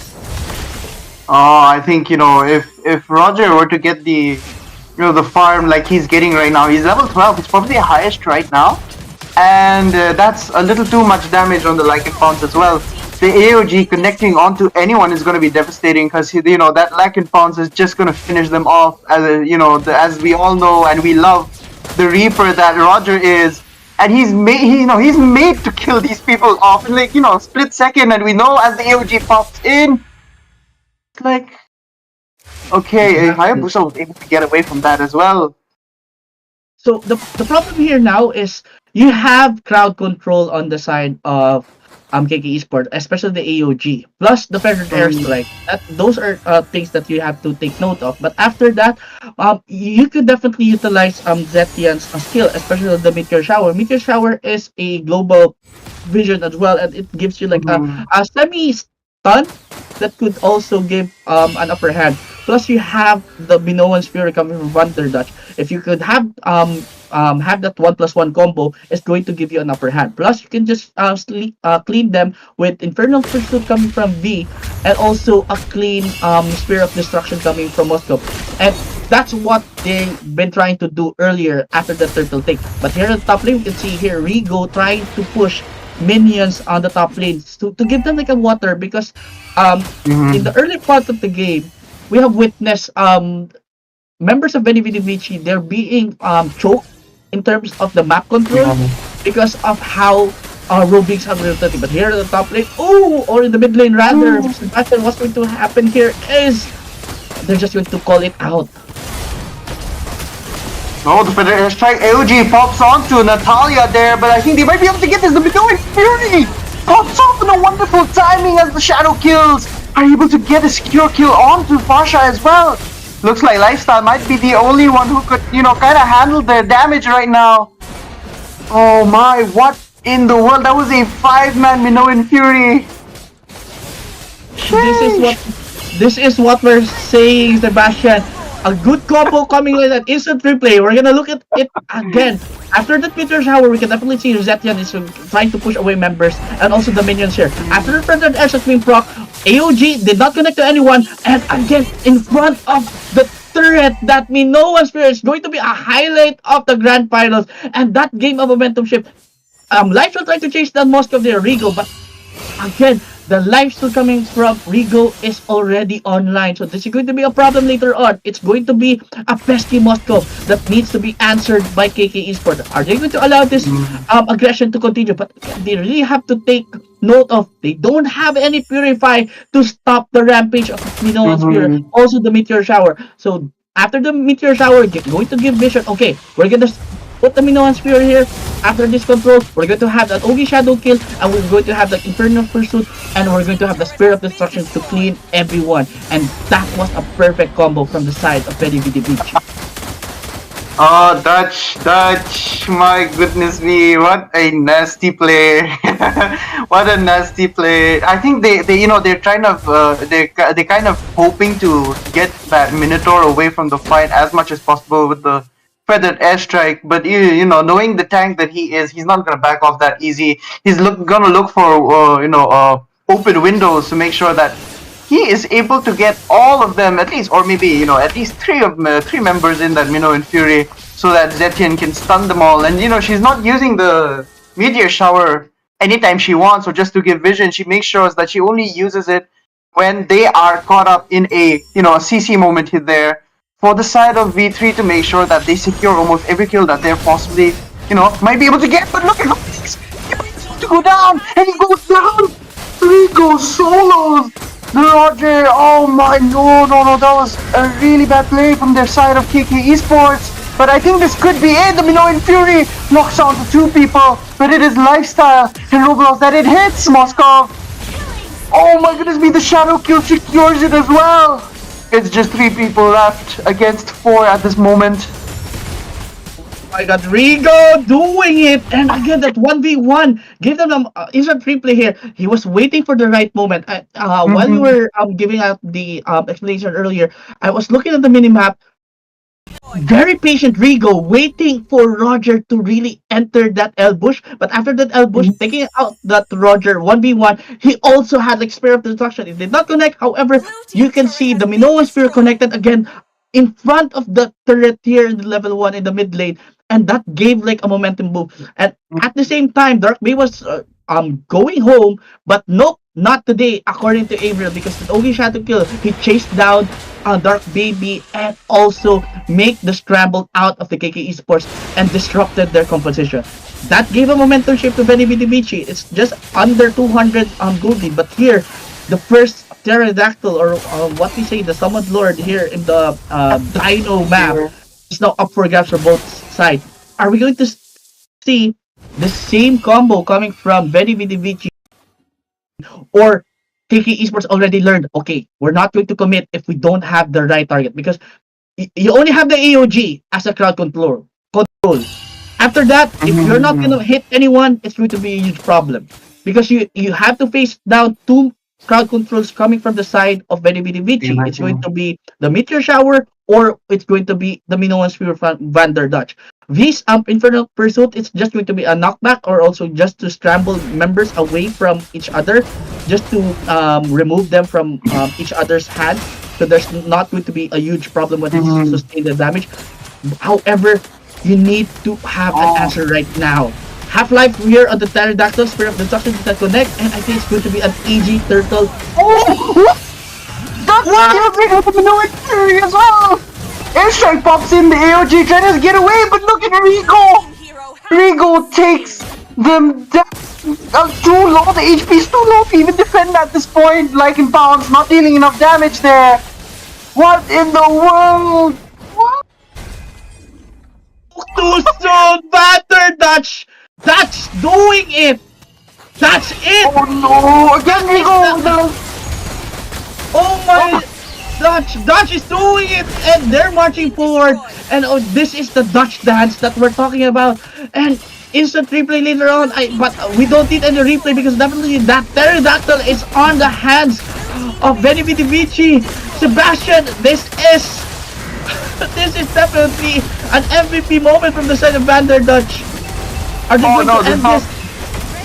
I think they might be able to end this. Rigo is going to be locking down on that Chris soon. They get the turn. They get the turn match. What in the world was that? I don't know. Van der Dutch, Sebastian. I was like, no offense to Veni Vidi Vici, but it's going to be very offensive, because that Minoan's Fury is very offensive against KK Esports, because that took away that winning moment away from any members of Veni Vidi Vici, because the MVP definitely goes on the hand of that Minotaur. I was like, okay, it's going to be an easy pterodactyl on the wait. What? I was like, my lord, their lord, or the pterodactyl was definitely a winning piece for the side of Veni Vidi Vici, giving them a 2-1 advantage. So Sebastian, I don't know. I was like, after Rigo, I thought it was going to be Rigo's highlight, but nope, not today, because the star of that game is definitely that Minotaur. After the set, after the Meteor Shower, and then the Minoan's 5-man Minoan's Fury, I thought that was going to be the clip of the day. Okay, yes, it's going to be the clip of the day. But the Pterodactyl take 5 against 1 Minotaur, a post 5 taking the Lord. Take my money. And it was such a good opportunity for KK Esports to steal it as well. You know, that was so scary, because Lifestyle was keeping the Hayabusa away so far that the only way to take it was, you know, with the shadows. But even the shadow couldn't make it on time. But the Minoan Fury and the flicker popping off. What Yeah. in the world was that? Rigo may be the MVP, but our hearts, we truly know who the MVP is, isn't it, Sarash? Yes, shout out to my fellow roamers. Roamers are the MVP, but we can definitely just give props again. We should take we should also make props to Rigo because that that also gave them a shift because in the earlier part of the game, if you remember, the water on the side of Veni Vidi Vici is too shallow. I thought it was going to be a Yeah. fast game again on the side of KK Esports because again Roger hasn't been winning in the earlier part of the Swiss stages, in the early parts of the tournament, and now we thought it's going to be like okay, we're wrong. We apologize because Roger is winning the matches, and also coming from the Farsas Federer Airsex is also a problem zoning out members of Veni Vidi Vici. However, after them snowballing, after that Minoan's Fury combo with Zetian's Meteor Shower in the mid lane, and also taking out members there with Rigo's Spear of Destruction, and also surviving the leap coming from Lifestyle, already gave them like, okay, this is it, this is our moment, and waiting for the right moment for anyone to step in that side lane. That was a good call from the side of Vici. They waited for the right moment, and it was Roger at a very crucial moment because the first Lord was I think under 30 seconds before it will spawn, and it was that right moment when four members of KK Esports was trying to defend the mid turret. It was Rigo against Rogers or Rollbinks taking a 1v1, and after taking out Roger, he immediately go in the mid lane. Even if the Spear of Destruction did not connect, he was still able to take away members in that purple buff area of KK Esports, and putting like half life and make KK Esports scramble for their lives. And afterwards, we thought it was going to be an advantage on the side of Veni Vidi Vici. However, KK snap back. Nope, you're not going to have this moment. So they had the opportunity. They zone out member. We have witnessed how members of KK were trying to zone out members of Veni Vidi Vici away from the Lord Pit. But boy, Vander Dutch came out of nowhere with that Minoan's Fury flicker, took the Lord in the right time, the right moment, and it took that game away from KK Esports. But again, Sebastian, GG, well played. It's not going to be a fast game for both teams, but definitely it's a fun game, and I'm gonna wait for those highlights.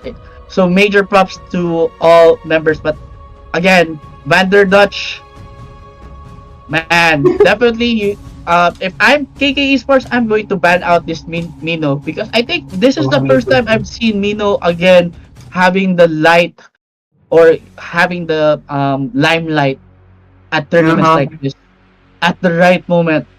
And of course, KK Esports definitely have to take note of utilizing the battle spells Purify. Again, it's not going to hurt you. Please. It's going to be a very helpful skill, especially when you have crowd control heroes. But major props still for both KK Esports and Veni Vidi Vici. So excited for game number 4. However, that was game number 3, best of 5, 3 international grand finals. Sebastian, on behalf of myself and also to all the teams that have joined from different countries, I'm so excited and I'm so honored to really witness. But here we can see a glimpse of what really happened here. So we can see here, it's 4-2. It was an upper hand on the side. This was the meaning moment on the side of Veni Vidi Vici. See, Minoan's Fury comboed with the Meteor Shower. You pointed this out earlier. Pivot QT is not utilizing a Meteor Shower as early as possible, unlike other Zetian users. But here, they're using it at the right moment. Here, I think, and this is the winning moment. You can definitely see her lifestyle trying to zone out any members. Vander Dutch waiting for the moment. The Spear of Destruction did not connect. Flicker and also the Minoan's Fury, and he just escaped out of there. And we can see here, Rigo connected with the members of KK Esports, and after that, they just have to chase members one by one up until the Lord is marching in the top lane. They already control the map. The waves of minions are crashing into inhibitor turrets and two members. Exactly. Even if Baby Shiba was there for the feather airstrike, I think it's too much to handle because you still have like a lord, a second summoned lord for you to defend, and Yeah. of course you still have Vanderdatch with that Minoan's Fury, and that gave them the winning moment. But again, we have witnessed GG well played. So once again, Sebastian, it has been an honor, and also to all the true international fans, the true fans, it has been an honor. It was like an eye candy, absolute cinema, French kiss, and it's like perfect Mm. night to celebrate Mobile Legends. And I'm gonna have to give a huge shout out to Falls and also to all my fellow casters, Ray, Sebastian, also to Fredo tonight, and all of our fellow shoutcasters. Thank you so much for the opportunity. I'm Thank so you, man. excited for the third season, but don't go away. We're going to have like a very quick break. Don't go away. You're still watching True International Season 2 Mobile Legends Bang Bang. My name is AB, and here with me, the ever so classy Sebastian. So don't go away. We'll be right back.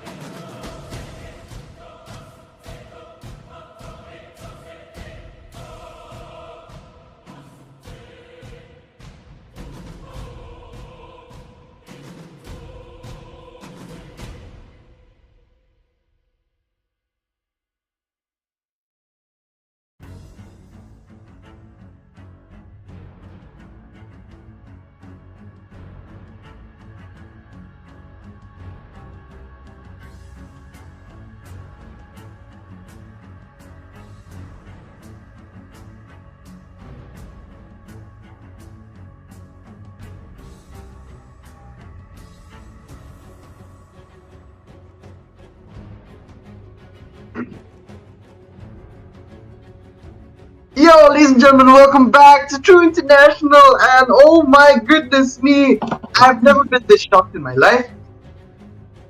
Oh, what the heck? KK Esports, they played so well in the first, but then again, I think maybe the issue, Sir Ash was telling us that, the issue is Purify. That is a spell, cheaper than, I would say cheaper. I think maybe cheaper is the right word for, this term right now, because they're definitely more into using the flicker, and you could see the plays from Dutch, man. He was getting almost every single hero that you could expect from a Minotaur. The Minoan Fury, and not use the opponents does not have any Purify. He's just gonna jump up that himself, and the fact that he was able to get all of them was pretty nasty. I think he definitely has the highlight of the match. And a very well-deserved MVP from Rigo as well. He made sure he countered that Roger so quickly as well. And I think the main issue is that the hybrid lifesteal that comes from the endless battle that had been revamped. I think that really made him squishy.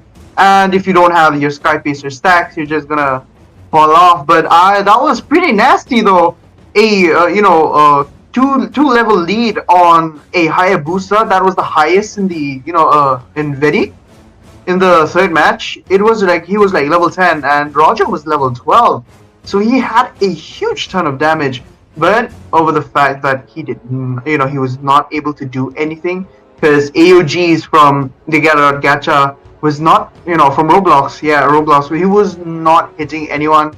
Even sometimes he just hit one or two people. So that's not something that is going to be really handy, because Sir Ash had mentioned to us right now Roger is very roam dependent and makes him pretty squishy. That really messes up the flow when you're playing jungle. So this is going to be round 4, and I think Debbie's here. Ooh, Hello. definitely, Hey. man. Yo, Debbie! Oh my goodness, there are so many things that I have to tell you. Did you watch Game 3? Vander Dots, man, always perfect on point. I was watching the match actually, and I was actually shocked to see KK Esports giving away the Moskov as well, right? Because Rigo, right? On the Moskov, it's such a monster, Yeah. and we can see how he does with the Roger against the Roger as well. Most of the time, he was playing the long lanes again. They did lose out on the turrets. They did lose away a lot of resources, but then the late game comes in. He scaled up. He comes online, and KK Esports, they weren't able to send a solo member to try to respond to the long lanes played by Rigo right there, and even to the extent that he tried and kill out the Roser again in a 1v1 situation. I think that was one of the best thing we can see so far, made a play made by 3v especially. But you cannot take away the light on Vander Dutch, man. This guy is so good on heroes that have a heavy crowd control, like the Tigreal, like the Minotaur, like he's just so good on those heavy CCs. Like even the Badang he played in the room last time, it was so good onto these heroes. And I was watching the way he set things up, waiting for his members, waiting for the power spike of his team as well. He knows when to go aggressive, and he knows when to dissect the gameplays, the positions of KK Esports, and he was able to do so. And I think I really love the fact that you all have mentioned no Purify, right? For the side of KK Esports, it was actually a very risky move, right? Oh, that has to be one of the worst ones. The thing was that they kept getting caught. In the first match, there was a Tiger right from the side of V3. Mm-hmm. They kept getting caught by it. There was no way to escape, and you can't expect to burst down a tank, even in a 3v1. There's no way in hell unless you have a carry. I think that's one of the main. Yeah, carry. Carry is definitely the best anti-tank. Marksman right now, along with Nathan. Yeah, with Nathan. Yeah, as long as you have the Divine Glaive or you're gonna have the Demon Hunter, then it works out pretty well. But carry, you don't really need Demon Hunter. You just need maybe if you want to buy crit. And ladies and gentlemen, let me tell you all once again for you viewers, going against Blade Armor, Trinity build is not cut out for it. What you're gonna need is crit build. Crit build actually bursts more. You don't really sustain that much amount of damage. Because if I'm not mistaken, I think it only counts the base damage, so it doesn't really count the crit, the bonus damage that comes up. So you're practically just saving yourself from vengeance there. But I think maybe against Beleric, it's not worth it. If Beleric has plate armor and you're trying to go against him, it's not worth it. Just cut out any facts of you, just your thoughts of trying to get him. But oh my gosh, V3 falling off from, I think maybe, if I'm not mistaken, it was on the second day. No, sorry, it was on the of the Swiss region.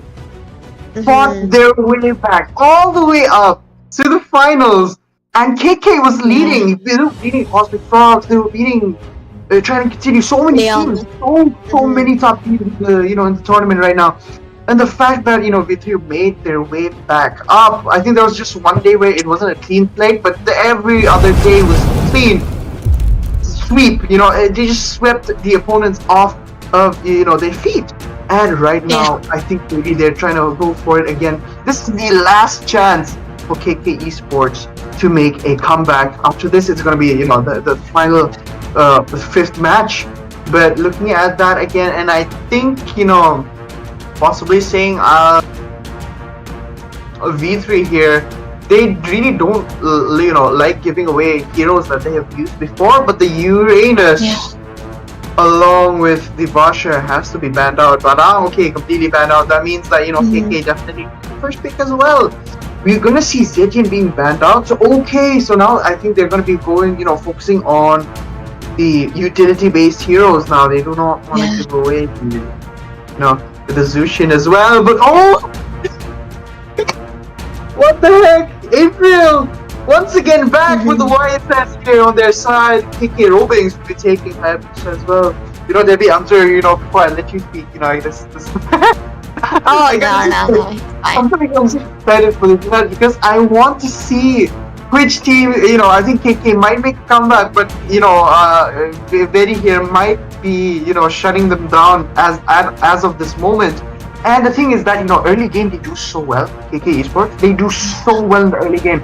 Their placements, the way they position themselves in the early is very, very intense. But I don't understand why in the mid game they seem to fail, because we're having such a really wonderful early game. It seems that you're not going to be able to make those mistakes, right? But they do, and it usually ends up with them, feeding the marksman or the mage, or it's gonna be the jungler. So that's a very bad issue from KK Esports. And once again, let me remind everyone here, it's the Purify. They're not gonna go anywhere with Fury flickering in on you, and you do not have time to react because the second hit has already been done. 3 bonks to the ground, and the final bonk, which is the third bonk to the ground, is going to be the knock-up. And if the flickers away to another place where they're not sure of, it's just obvious where that they're going to get knocked up. But I don't know why that sounds wrong, but yeah, they got Phoveus once again on the side of Veni, Vidi, Vici here. They have Gacha and their original pick. And you know what? I think we have to mention this once again. They really know how to compose their lineup around YSS, because they're so used to playing him, as their jungler. So that's a really good chance for V3 here to take home the trophy as of the moment right now. A lot of picks good coming out from the side of Veni, Vidi, Vici right now, and I think they really want to play around the Yi Chun-Shin. And I think it has to be the best to go for the Yi Chun-Shin when you want to have 2 frontliners as well. And I think it's very exciting for them to go for these 2 heroes, because the Phoveus always stopped out onto the tempo of the opponents most of the time, whichever hero you're going to be picking out as well.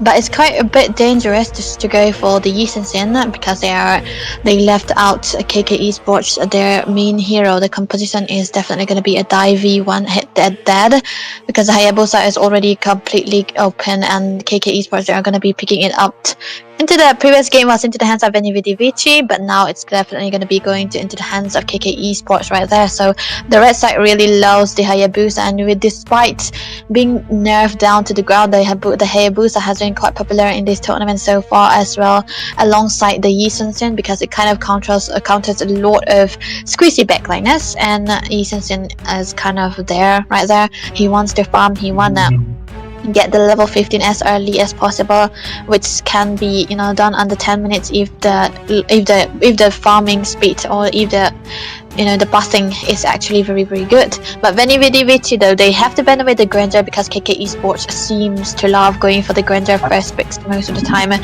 I think it's kind of highly counterable as well. Bursty mages taken away for KK Esports because Veni, Vidi, Vici, they do not have a mage just yet. The early game mages like the Farsa as well as the Kadita could have been working, but the Farsa already banned. Oh wait, it's actually the Kagura taken away, so 4 mates bans coming through on the side of KK Esports right there, and now they have the Kimi as well as the Bruno for the scaling potential. So what are the choices here? Because Granger ban away, 1-1 ban away, Veni, Vidi, Vici are still choking themselves, and I feel like KK Esports are actually trapping Veni, Vidi, Vici to go for the Moskov again. What will Veni, Vidi, Vici pick here into the marksman position, because they are choking themselves too, and there's not a lot of heroes available for them. But if they go for the Moskov, it's gonna be very very risky this time around, because you're gonna be outranged by the Bruno as well as the Divey component coming from the Yisons, and not the Yisons, but the Hayabusa as well as the Lapu Lapu. So what are the options here? And I'd love to see a carry here, honestly. Kimi, there's heroes like Kimi, this Bruno. They if he can, he can catch them off guard. It's very very nasty for carry here. And the fact that he's going to be able to counter out Lapu a lot is going to be really helpful. But there's Ixia as well, to counter out the raid. And the fact that they have a Phobius and the Gathon, I'm not seeing any issue with playing Ixia pick right now. Then we got the Nathan as well, pretty good counter for physical heroes, based heroes, because you can just buy Wind of Nature and just missile away, because none of the damage that you're giving is not gonna go through. None of them is not gonna go through. What I'm trying to say is, like, all of them are basically gonna go through. What the heck am I talking about? So they're basically gonna go through because you're dealing magic damage, and again, that's a really good counter, because sometimes just 1 to 2 seconds of that window opening that Wind of Nature gives, it's more than enough to take down him. And for the roamer, maybe I'm not quite sure who they would pick for the mage, but I would say Eudora would be a pretty good pick, because Hayabusa is there. He has to get away from that. But we're finally into the land of dawn. It could be the final match of the finals here, Intro International Season 2, as V3 are playing the final match against wait, what? They're picking an Irithel against a Bruno?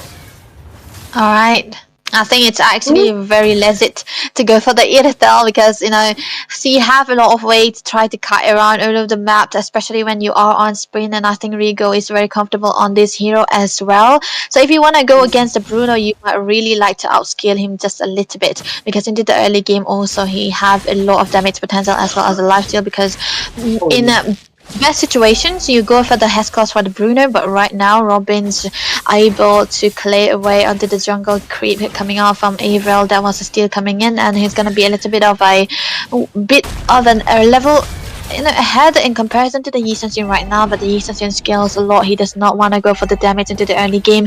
See, he just want to go for a farm, but right now the turtle is set up and both of the teams are ready. Look at Hylos though, the positioning on there. I think he might be able to get this. What the fuck? He still gets the retribution for the side of V3, and then we have the first blood coming up on their side as well. As Fi is taken away. Whoa, my gosh, Fi comes in, swoops away, lifestyle away from the fight. not just stopping him there, there and then, but making sure that he gets taken down as well. But April with the retribution, man. Wow. Oh, but hats off. He hasn't Man. missed any retribution except for the battles that he hasn't, he didn't fight for. Hasn't missed so far. Oh, dude. That's perfect. And I think this is the time that the early aggression is going to be coming out from the mid lane side as well, but not from the jungle just yet, because if we talk about the early aggression, it's definitely for the side of KK Esports who's going to be having that. But a good stop coming in. They did steal away the turtle, so that has to be some lead that they are facing right now for the side of Veni, Vidi, Vici, and I think this is going to be scaling them, helping them scale. And if this goes on for a long bit of time, I think it's not going to be the best case scenario for the side of KK Esports right there. But taking down Lifestyle Lapu very early on has to be a very good start for them as well, because this is the XP. But look at that though. Oh, look at that. I think maybe Roblox used that, glorious pathway a little too early, because Rigo was able to get away from that as well, and that is going to be a lost goal. Why, Sass? Okay, uses the destroy ship, the Roblox card. What do they call it? I forgot the ship. Yes, the ship. Yeah. What was I talking about? The ship uses on, but I think the anti-CC coming up by Lifestyle is too much. And then again, we have to say Lifestyle really. Oh no, that play by Vini. What in the world was that? I think he might be able to get away from that, but no, he gets taken down.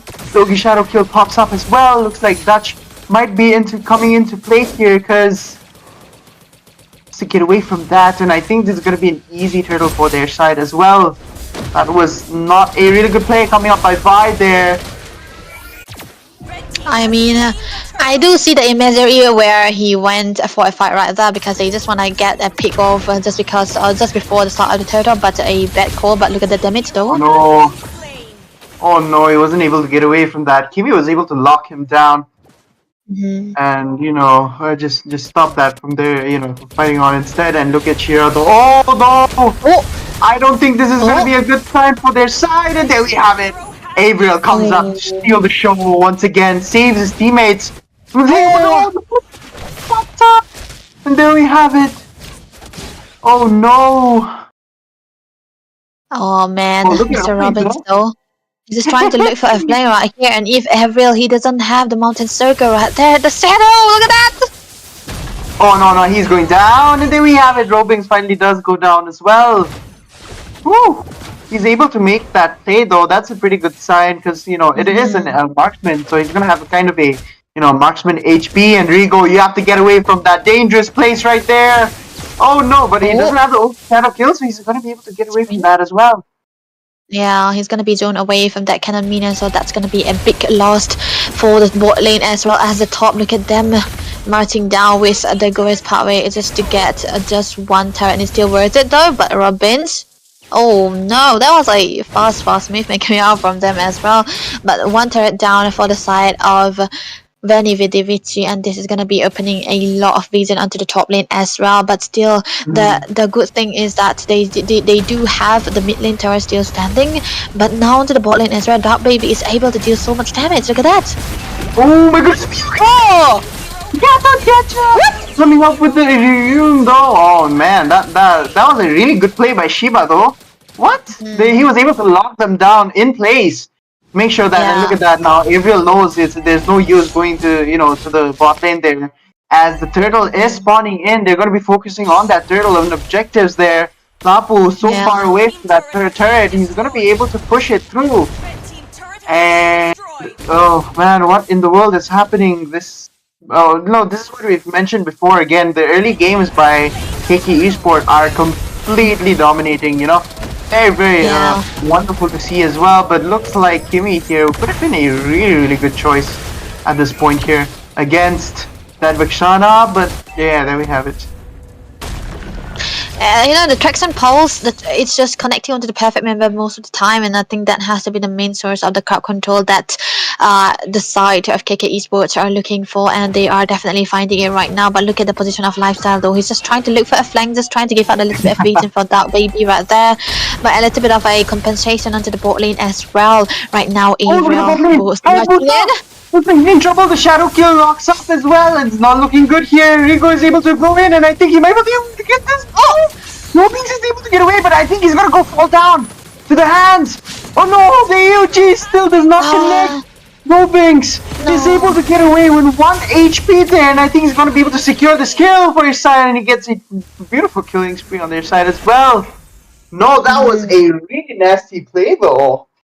Yeah, that was nasty indeed, and I think it's just the turtle seal that actually helped him survive. And I think I do see why they were going for a trade out onto Robinx right there. It's just his perfect movement, perfect clicks, perfect, exercises onto his hands that he was able to get away from all those skirmishes and losing down their jungle Avriel. It was just a bad call for them as well. But onto the real time though, I think there has been a little bit of skirmishes and a lot of damage coming through, for the side of KK Esports right there, and I think this has to be a little bit of a comeback coming out from them as well. A stumble made by the side of Veni, Vidi, Vici, and they did lose out on their marksman again. Rigo falling down for the second time. This is not the best case scenario for the side of Veni, Vidi, Vici.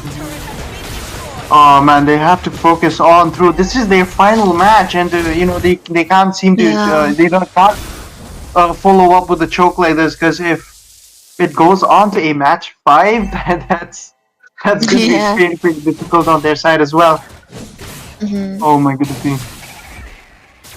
I think so too, because Lord will be taken freely by the side of KK Esports. They have a great wall of China here. The Hylos is unpenetratable as of the moment, and even Lifestyle is so tanky on whatever he's building right there, because whenever he just tries to go in with a full passive, he's definitely gonna be having the seal as well as the defenses items and the sustain too. So it's gonna be falling into the hands of Vendor Dutch to try to set out what he did into the previous game that we have seen under the Minotaur, but this time around it's going to be the AOZ that's going to be using, so it's going to be a little bit trickier than usual. But Lord is taking away one turret down onto the top lane as well. KK Esports just trying to march down onto the doors without knocking in for the side of Veni, Vidi, Vici right now. And Dark Baby with the balls, he have a lot of damage as of now, critting time and again with the volley shots, and this is going to be a little bit too tricky for the side of Veni, Vidi, Vici to handle. Exactly, I agree with you right there. And this could be a really bad scenario there, but one good AOG from Dutch, and it's gonna work out pretty well. The AOG! The shadow kill comes in. Wow. Ricks off the Rigo again. I think maybe Moskov would have been a pretty good choice at this point though. Because he's able to play Moskov well.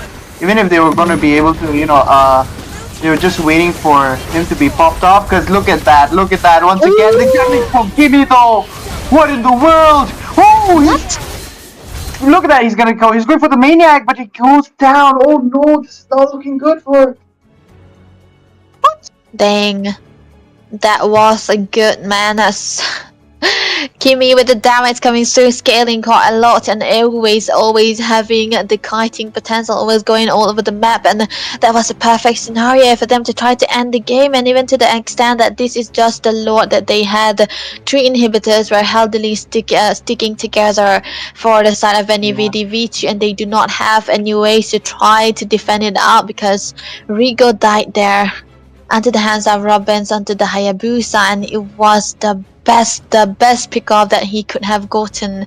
And I think it has to be one of the best decision made by Robbins to try to get out onto Rigo, and no defense coming in for the side of Veni, Vidi, Vici. They do not have the clear. They just have the Yi Sun, and he's not the best in clearing out onto the low as well as the minion so far, and he's just too squishy. And whoever dies in onto him is just that. So I think at that point, the traction pulses, the damages coming through from the Kimi was too much for Veni to handle. I think they need to have a solution for this Kimi this time around. Oh yeah, 100%. 100% nasty. I don't know what's wrong though. I think Mm-hmm.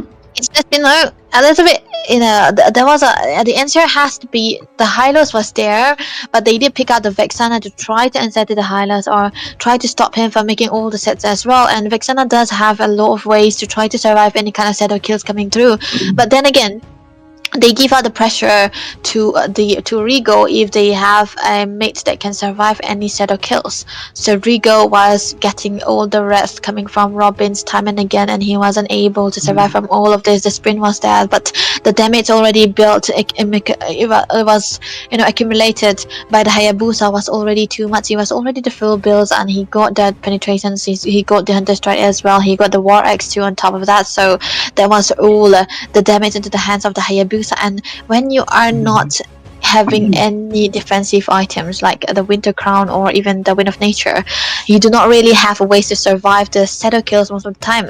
And when you are two squishies sticking together as well, you're both gonna be dying. So that was a fat Hayabusa we are seeing, and I think it's also a miss to see that Hayabusas are winning games today. That's good though. That's pretty good. I would say, man, I was hoping that to see a really good lead there from the side of V3 though. But there we have it. Once again, I think the drafting is in.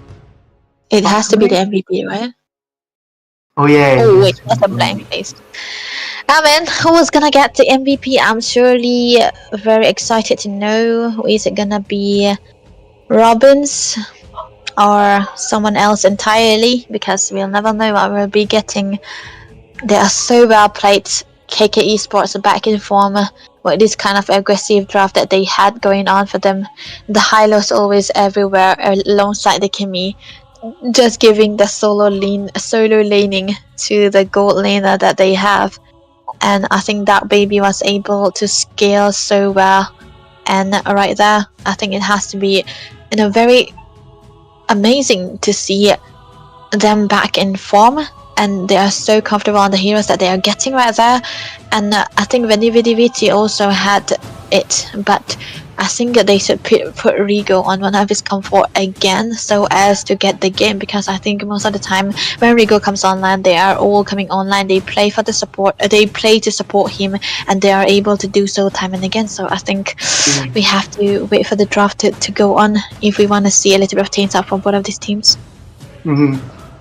Oh man, Debbie, I will have to, sadly, I'll have to sadly rest because I'm not feeling too well right now.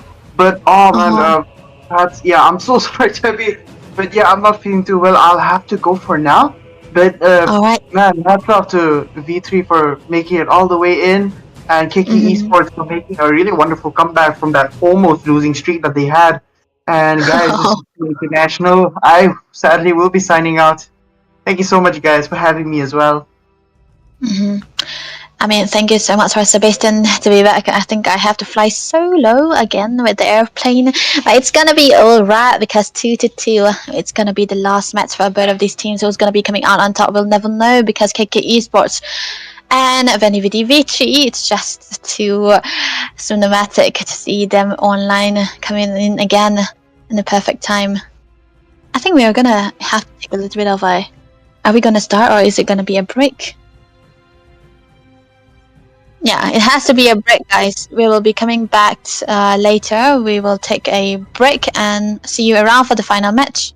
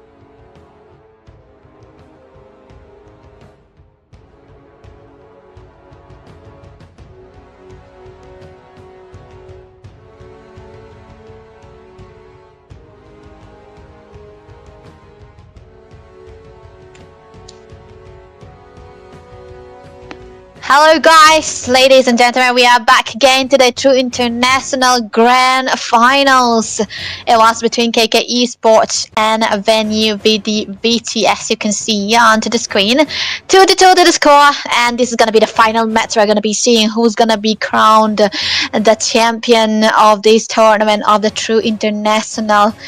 Is it gonna be Veni, Vidi, Vici? Will they be conquering KK Esports? We'll never know, because this is gonna be the deciding game. We are gonna be finding out anytime soon.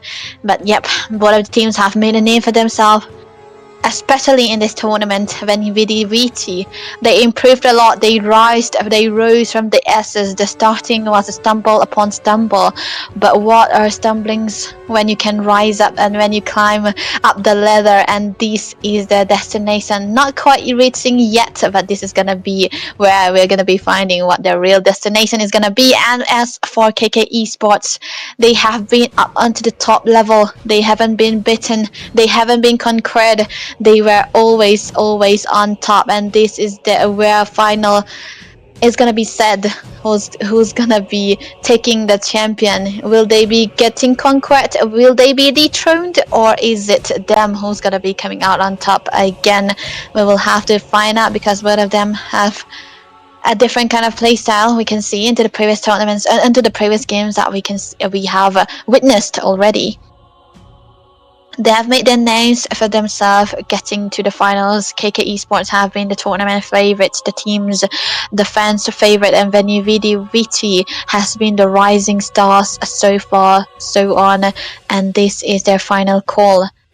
They have a lot to say in their games. They have a lot to say in what they're playing. They have made a lot of signals, a lot of movements, a lot of ways, a lot of composition into their draft as well, and there are so many things that we can see them doing good.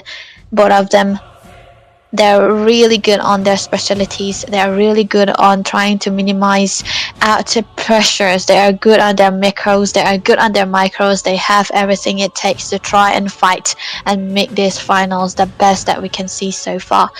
And of course, KK Esports has always been the rising star. I mean, not the rising star. They have always been the rulers, the emperors, I would say. Yeah. And Veni, Vidi, Vici, like their name says, I came, I saw, I conquer. Will they be able to conquer the throne this time around from the hands of KK Esports? We'll never know, because into the last games that we have seen, they have a lot to say to them. 2-2 score. It's like, here's a saying, you want to make a name for yourself, and this is gonna be the start where they're gonna be making their name. Veni, Vidi, Vici, they have it all, but they do not want anything to lose. But KK Esports also, they are high up in the skies, and they do not want to come down anytime soon. They do not want to taste the sun and came back. They want to stay right there. But as you know, it's gonna be done. It's gonna be a final shot. It's gonna be a final call. If we get into the drafting phase this time around, we're gonna be seeing what other teams that they are gonna be drafting around their comforts. They are gonna be drafting around their own zone. They are not gonna be experimenting, that's for sure. We are going to be seeing a lot of bans. They are going to be seeing a lot of deny picks. They are going to be seeing a lot of Vici, since we have seen a lot of Hayabusas, and especially into these two teams, they have been always consistently playing so well onto those particular heroes. And of course, we cannot forget Veni, Vidi, Vici also. They have a say. They do really love to go for the crowd controls, but KK Esports, they love to go for the pickoffs. They love to go for the brawly type of composition into the early game. But here we are into the drafting phase. Ladies and gentlemen, we will be seeing the last drafting phase of this season 2 True International, and we are here with the 3 draft already started. KK Esports onto the red side having the first pick, and Veni, Vidi, Vici onto the other side having the second picks. The same bands coming through for KK Esports, taking away the Fredrin, taking away the Wu Zetian, as well as the Juicin. 2 Chinese heroes gone, and onto the other side, Veni, Vidi, Vici, of course, they're gonna be banning the Uranus and the Baxa, and it's gonna be a star of the tournament that has always been picked or banned, the Yisun taken away as well. But with the recent success that they see for KK Esports onto the Kimi, they are banning away they are taking away the Kimi into the first pick as well as the Gatot and the Haya onto the Lapu Lapu onto their hands. So the Lapu goes into the XP and the Gatot will be going into the roam. This is a lot of pressure into the mid lane as well. But Veni Vidi Vici sticking to their own comfort, sticking to their own hero style, play style as well. Rigo finally on his comfort hero. It's gonna be the Claude. He played so well with this Claude. He was able to lane so well against any kind of heroes. So this is a very great meta for them to say the least. But then again, we have Avriel onto the Hayabusa right now, and he's gonna be trying to kite all over the map and deal out the damage, trying to dive into the backline as well. But the Badang also into the hands of Veni Vidi Vici. This is one of the comfort. It's more comfortable. They're more comfortable onto the roam Badang, but we'll never know because it's still a flex. It can go into the XP to try to lane against the Lapu Lapu as well. So right now Veni Vidi Vici, they do have a lot of flex pick potential coming in. So the bans are in, the 1-1 taken away, the first are also taken away because KK Esports though, they do wanna play out and in a way that they wanna choke down all the mazes for the side of Veni Vidi Vici, and Veni Vidi Vici, they wanna play to try to choke down the marksman again. So the Kagura ban, the Farsa ban coming in again, so 2 heroes, 4 heroes, 5 heroes, same bans coming from the side of KK Esports. They do not wanna change anything, they wanna stick to their original plans and they want to win with that as well. But for Veni Vidi Vici also, they take away the 1-1 and the Grenzo, which they usually do, and I think the Claude is definitely going to be having a great time. But look at that though, oh, the Jazz coming into play. This is the first time we're going to be seeing the Jazz into the hands of Veni Vidi Vici in this tournament so far. The pick is 0-0 of course, as you can see, and there we go, the Bruno and the Lancelot coming into play. So Assassin versus Assassin, this is gonna be a very, very tricky game, a game of micros, a game of pickoffs, and this is the start is gonna be interesting. But oh, there we go, Vander Dutz onto his comfort. Okay, this is definitely a Badang XP and a Minotaur roam, and Vander Dutz, man, this guy is so good on the Minotaur, we can see. And I think KK Esports, they're gonna have to try to find a way to shut down the early game advantage coming in from the side of Veni Vidi Vici, because you do not want to give away a lot of farm for the Minotaur. Not the Minotaur, but the mid lane, or as well as the goal lane. Rigo here, especially on the Claude, but there's a lot of dive competition coming in for KK Esports as well. They want to dive, but they also want to hit from the back. The back and forth competition is gonna be really good for them as well. The peel potential coming up from the side of Veni Vidi Vici is also gonna be a surprising and a great factor on top of that. So we'll never know what they can do here, because this is the last set of draft we're gonna be seeing here in the 2 international, ladies and gentlemen. It's season 2, the grand finals are up, the last match, it is Veni Vidi Vici who rose from the SS. Will they be able to conquer the rising, the always on top emperors, KK Esports? This is the last game, ladies and gentlemen. Who will make their reign? Who will stumble and fall? Who will take the crown as we head into the land of dawn? Let's see, only time can tell the winner. All of the stacks are up, all of the cards are down, everything is calculated. Baby Siba with the start aggression to the Z tripper, the Kimi here, able to get a lot of potential, able to get a lot of aggression into the mid lane against the Zaza as well, who gets melted pretty fastly with the basic attacks coming through for the side of Baby Siba here. But until the goal lane to Rigo, he's just a good goal laner who was able to lane against any goal laners that we had in this 2 international tournament. But Dark Baby though, he is no less, because he is trying to get so aggressive with the balls that he had the volley shots, able to get and deal out a lot of damage as well. But onto the bot lane though, Lifestyle versus V, it's definitely gonna be a dead lane, because this is a Lapu Lapu and a Badang. They do not really want to go for the 1v1 situations, they really want to go for the team fights most of the time, as we can see. But right now though, the top lane is going to be the focus for the side of Veni Vidi Vici here. A lot of damage done, the Taunt Rose being there as well. Vander Dutz able to flicker away for survivability, but then we go, Rigo was trying to get a lot of damage down to that baby, but the flying tackle was able to stun him down. And that has to be the way to survive for the side of KK Esports, and they're going to be having a little bit of the lead, and they're going to be able to steal out onto this jungle creep coming on, and I don't think there will be ways for Avril to try to fight onto this first turtle right now unless V is able to make a set, but he's not level 4 just yet, but the stuns are not going to be available. The turtle is going to be slain. The blue buff is going to be pressured by the side of KK Esports, trying to get as much value as possible right now. A lot of damage is done, a lot of dive coming in, but they are not going to be going in as of now because there's no way they will be able to withstand and lose out on what they have accumulated right now.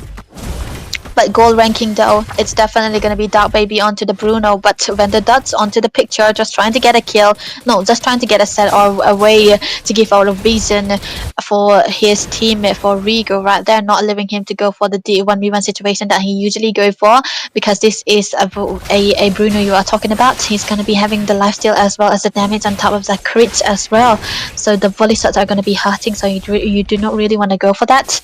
But right now though, it's gonna be a little bit of a dead situation right here because these teams, they are not really good at trying to look for a play. But Avril though taking out a lot of damage with the Thorn Rose, but onto the bot lane as well. A 1v1 situation. The bravest fighter used. The stun is there. The damage is not enough. But look at that, another stun. The basic attacks coming through from Lifestyle will be able to get the first blood into his hands. And look at them marching down. KK Esports trying to get everything away from the side of any Vidi, Vici, Avril, not having the best time of his life because he doesn't have the way to get everything done because his XP laner is down and his jungle is going to be exposed.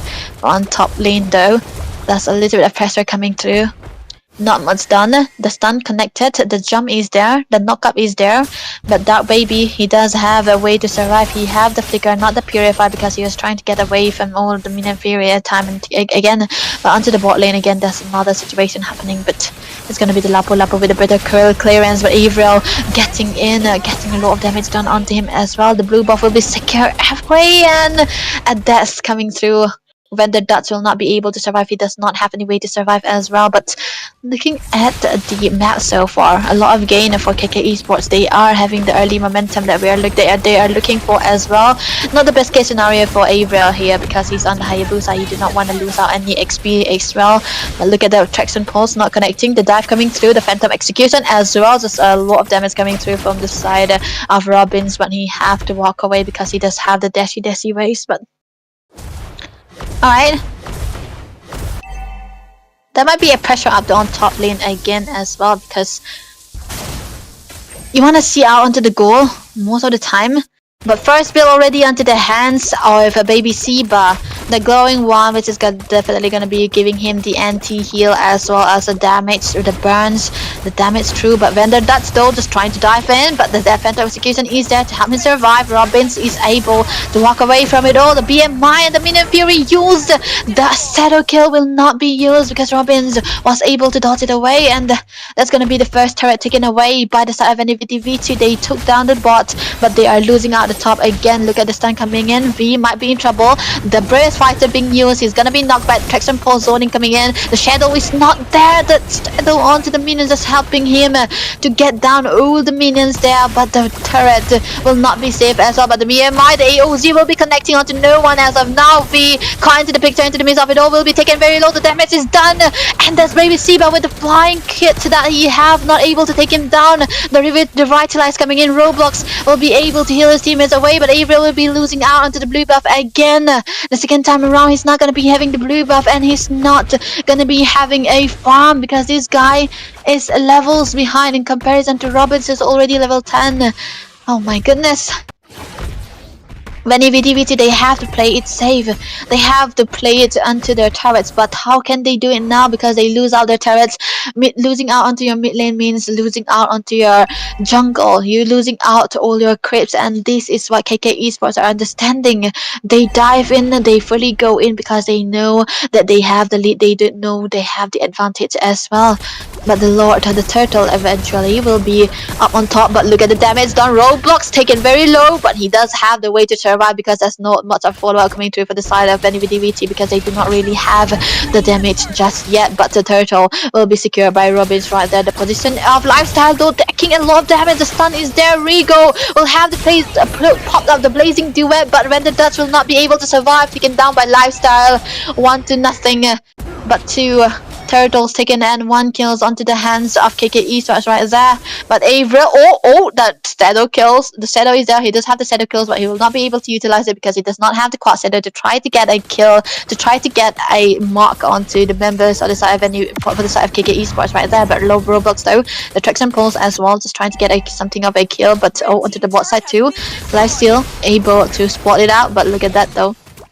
The decimator distance hasn't been able to get a lot of damage done as well, so it's weird to see Pivot Kitty on a hero like this who's playing so conservative when he wants to go for those aggression as well. But the bot lane turret will be taken down and the shadow kill will be used, trying to get onto the minion so as to help the turrets to survive. But a lot of them is already done onto the mid lane though. Roblinks might be able to survive, but the taunt is not there. Roblox is trying to dive in again. The AOZ will be used, but it will be cancelled out with the minion fury as well. The second time Lifesteal is trying to get onto Rigo, but he will be able to survive with the BMI as well. But the Tracks and Pulse will be connecting, but the flicker is there to help him survive. But the mid lane is going to be focused down.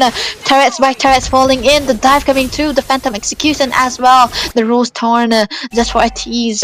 Robings is able to walk away. He have all the ways to try to dive in. He have the way to clear it out, and there's a lot of blue painted map right now. KK Esports always onto the lead, and Veni Vidi Vici doesn't have any kind of response potential coming through for them as well. The only way they can respond is if we go onto this Claude is able to get over the damage, all the Trinity builds as well, but then it's still gonna be hard because that baby is already free farming, getting out the turrets on top again. Okay, the Divine Tackle is there to stun him down. Lifesteal will be able to take down Avril again. There's a lot of damage. The Tracks and Poles connecting as well, but the Flicker is there to help Vendor that survive again for the second time. But Rigo though, just trying to get a farm onto the bot lane as well. He does have a way to do it. He does have the BMI, the Blazing Duet still available for him as well. He does have a little bit of reason, but if he stays for long, he will not be able to survive. But look at that though, a June coming in from V as well onto the Badang. They're just trying to not let anything happen to Rigo right now, but then the Lord is already secured. 4 kills to 0 onto the hands of KK Esports. Under 10 minutes already, them taking out the Lord it just means that they have a lot of gold already accumulated. 11k gold lead. This is gonna be hard for them to survive. The traction poles will be used, just trying to zone away. The lanes are saying the minions are pouring in. The top lane is gonna be focused by the Lord again. The holy blessing will be popped too. Only the inhibitors are gonna be standing for the side. Okay, that's a dive. Robins with the Storm Rolls able to take down Avril yet again. There's no member, there's 4 members coming in for Veni Vidi Vici. Will they be able to defend this? The Lord is still up and healthy. The mid turret gone. The base is onto the focus. The BMI is there to help him survive. The Storm Rolls, a little bit of a tease here and there for Mr. Robbins right now. This is gonna be a naked base we're seeing, but look at the damage. Oh, Dark Baby was able to get a kill. V was able to get a kill again. Lifestyle with the unstoppable double kill again, and there we go. The base will be taken down. Locked down KK Esports, ending the game, the finals, the true international with just 10 minutes 30 seconds tops. There we go, ladies and gentlemen. We have your champion for the true international season 2. KK Esports will be reigning champion for now, and they will be taking the crown. They are really immune to being conquered. They have their kingdom still intact, and Veni Vidi Vici will not be able to take them down. What a good match, what a good game, ladies and gentlemen. I hope you are enjoying this as well. It wasn't a long match because everything was done to a T, perfectly on point by KK Esports. And of course, we have our MVP of the game, Mr. Lifestyle, onto the Lapu Lapu, the bravest warrior we see. War X, Hunter Strike, and the Queen's Wings is able to help him get onto the backlines for the side of Veni, Vidi, Vici. They weren't able to respond to anything. 10 minutes 30 seconds is how long the game lasted. For the finals, it wasn't much of a chaos because 11k goal lead already accumulated. Veni, Vidi, Vici, they did not have a ways to respond to all of this. Early game done, everything done. Robbins was able to tease and dive in and get away all the resources for Veni, Vidi, Vici, and he is able to walk away styly, tick-tocking, I guess. But that may be also with a lot of damage as well. But you know, the kills are so less, 8 kills. Just into the hands of KK Esports because Baby Siba was all over the map as well as Lifestyle. He was able to win out onto his lane against V, and he was able to get a lot of visions for his team. When you have Lapu Lapu lose out, I mean, not handcuffed, I think. Yeah, he's always gonna be all over the map and trying to get a kills mostly time and again. But Rich Guy here though, it's gonna be Robbins onto the Lancelot. 896 onto the goal that he have. The carry is actually Lifestyle onto the Lapu Lapu, man. Of course he was all over the map. Of course he was gonna getting a lot of damage done. And yeah, the backlines for the side of Veni, Vidi, Vici wasn't having the best time of their life, of course. And the sandbag is Vendor Dutch. This guy is amazing on the Minotaur, but not this time because KK Esports, they found a way to try to counter out the Minotaur. What can you do when there's a lot of dive coming in? What can you do when you're trying to set and there's no follow-up because your backline is busy getting dived on? And the best wingman is Baby Siba with the smile here. This guy is always happy, man. And especially under the Kimi. Okay. 8-0 kills. I think we are gonna be having a little bit of a interview. Of course, I do not have my video, man. So bad, but all right. Oh, KK Esports, man, they are just reigning from the start, not even losing out the games. They are definitely the star of this season, and there's no way they were getting dethroned with their playstyle, with their draft style, getting and giving away everything that they had for the final match. Not even falling down. I mean, not falling down even once. That's crazy. That's actually very crazy. When Vidi Vici weren't able to get a single kill onto them, there's a lot of pressure coming out from the Hayabusa as well. But Hayabusa is rendered useless when you do not have any damage. Of course, Robbins was taking away all the creeps with the Lancelot, trying to counter out the Hayabusa. I think it's the best situation for them as well. The drafting was so good for the side of KK Esports that I don't think Veni, Vidi, Vici doesn't have ways to respond. And the mid pressure, that was amazing. And I don't think the Zaz is the best choice to go for into the final match when you're against a Kimi, man. You do not want to give out a Kimi anything. But I think we're gonna be going for the interview, right? The winners, man, KK Esports, we're gonna be interviewing them right there.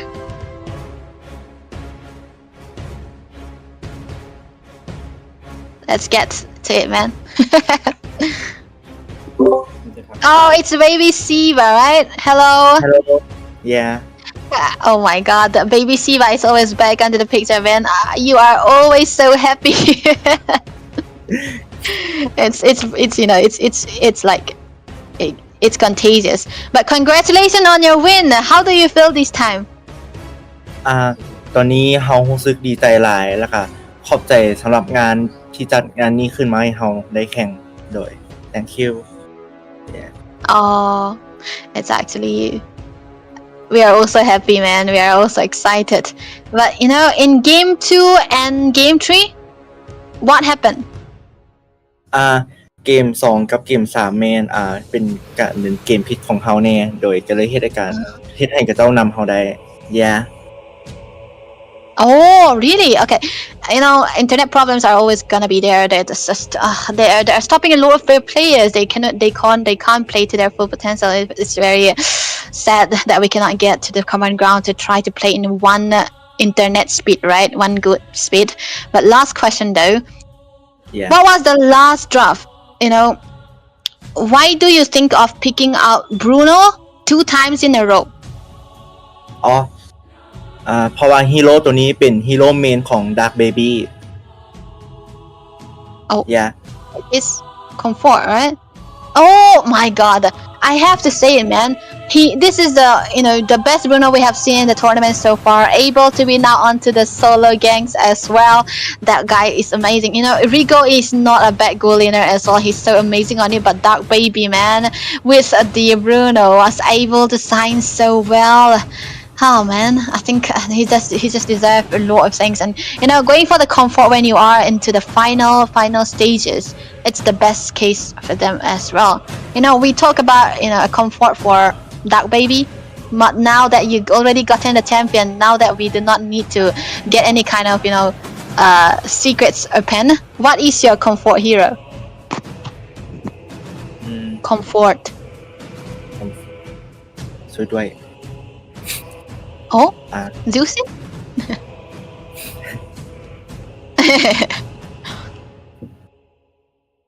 Oh no, it's okay. It's okay. Okay. Sorry. It's okay. It's okay. Okay. Man, congratulations on your win. Man, this was such a good run that you had, always rising to the top, and I hope you can come back for the next season as well. That's very far, but okay. Okay. Thank you for tournament. All right. It's good to have you here. Take care.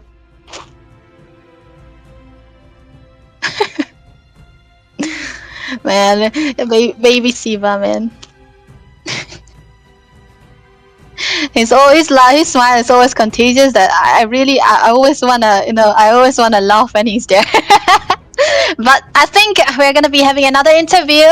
It's from Veni, Vidi, Vici. I came, I saw, I conquer. I cannot forget this. So let's have our CEO, the coach from the side of 3V Esports. Hello. Hello. Oh, we are back again in the interview. Hi. Yeah. Thank you for inviting me to. Oh, there was so much of a close game that we see, but it looks like you are traveling somewhere. Yeah, I'm It's still. gonna be fine, right? That's right. Yeah. Oh, okay. You know, I have a question though. How are you feeling getting to this point? And you know, even though it's not the champion, it's so far the first runner up. How are you feeling? How are you guys feeling? I'm feeling good and very, very proud with my team. That's why, because KK Sport never lost the match, but today they lost 2 matches. Oh, that's you know why. how strong we are. This team, I just built 6 man, so 6 or 5 man. So you know this is so strong. We wait next season. We want to show to KK Sport. We will defend to you. But before that, congrats to KK Sport. Yeah. Tonight you are very, very the best gameplay. It's the best, and thank you for my team. You also make me very, very proud of. Thank you so much, guys. You are the best. And also our support, our sponsor fans, our fans from Timor Leste. Thank you guys for your support, and always support us, Federasi of Timor Leste. Thank you, also support us. Thank you so much. Oh, thank you so much, Mr. Coates. It was a long run, and getting 2 games on KK Esports is a big thing for everyone actually, and only Veni, Vidi, Vici will be able to do it. I hope you guys can come back stronger, because we love having you guys here. It's always good to talk to you as well, and I hope we can talk more next time around. But thank you for appearing here and showing us what Timor Leste can do. I hope you guys take care. I hope you guys are doing well, and I hope you guys come back stronger onto the next season. For sure. Thank you. It's so great to have the a little bit of insight of the back of the players. I mean, not the back. Oh, well, if you say backstage, not really backstage. So, But whatever it is, it was so good. It's always good to have the CEO here just trying to talk to us as well, and contagious baby Siva too. Okay, congratulations to KK Esports for winning the season 2 of True International, man. It was a long and good run. They aren't gonna be dethroned anytime soon because they are the champions and for the season 2. And of course, congratulations to Veni, Vidi, Vici as well. They were able to make their name so far, and I don't think we are gonna be ever forgetting their names as well. And of course, like Coach said, thank you for all the supporters for both of these teams, all the teams that all the fans that are supporting from all over the world, I would say, because there are so many different reasons that are coming in. I mean, that was a good run that both of these teams have 5 games to a T perfectly on a good performance as well. Veni, Vidi, Vici, KK Esports, thank them for giving us this wonderful finals as well, and I think this is gonna be it, guys. I hope you guys don't miss us too much because we will be coming back for season 3, of course. It's always gonna be there next year. Yeah, next year right there. But okay, that was it for the tournament, guys. We had fun and we had everything we need. We have all the insights of the games. We had a good run in the tournaments. We have every beautiful thing. So yep, this will be the end of us. No, this year. This will be the end for now. We will be coming back again next time around. But congratulations to the winning teams, and we will be signing off. And I hope you guys are taking care, and I hope you guys support us till the very next time. Bye bye.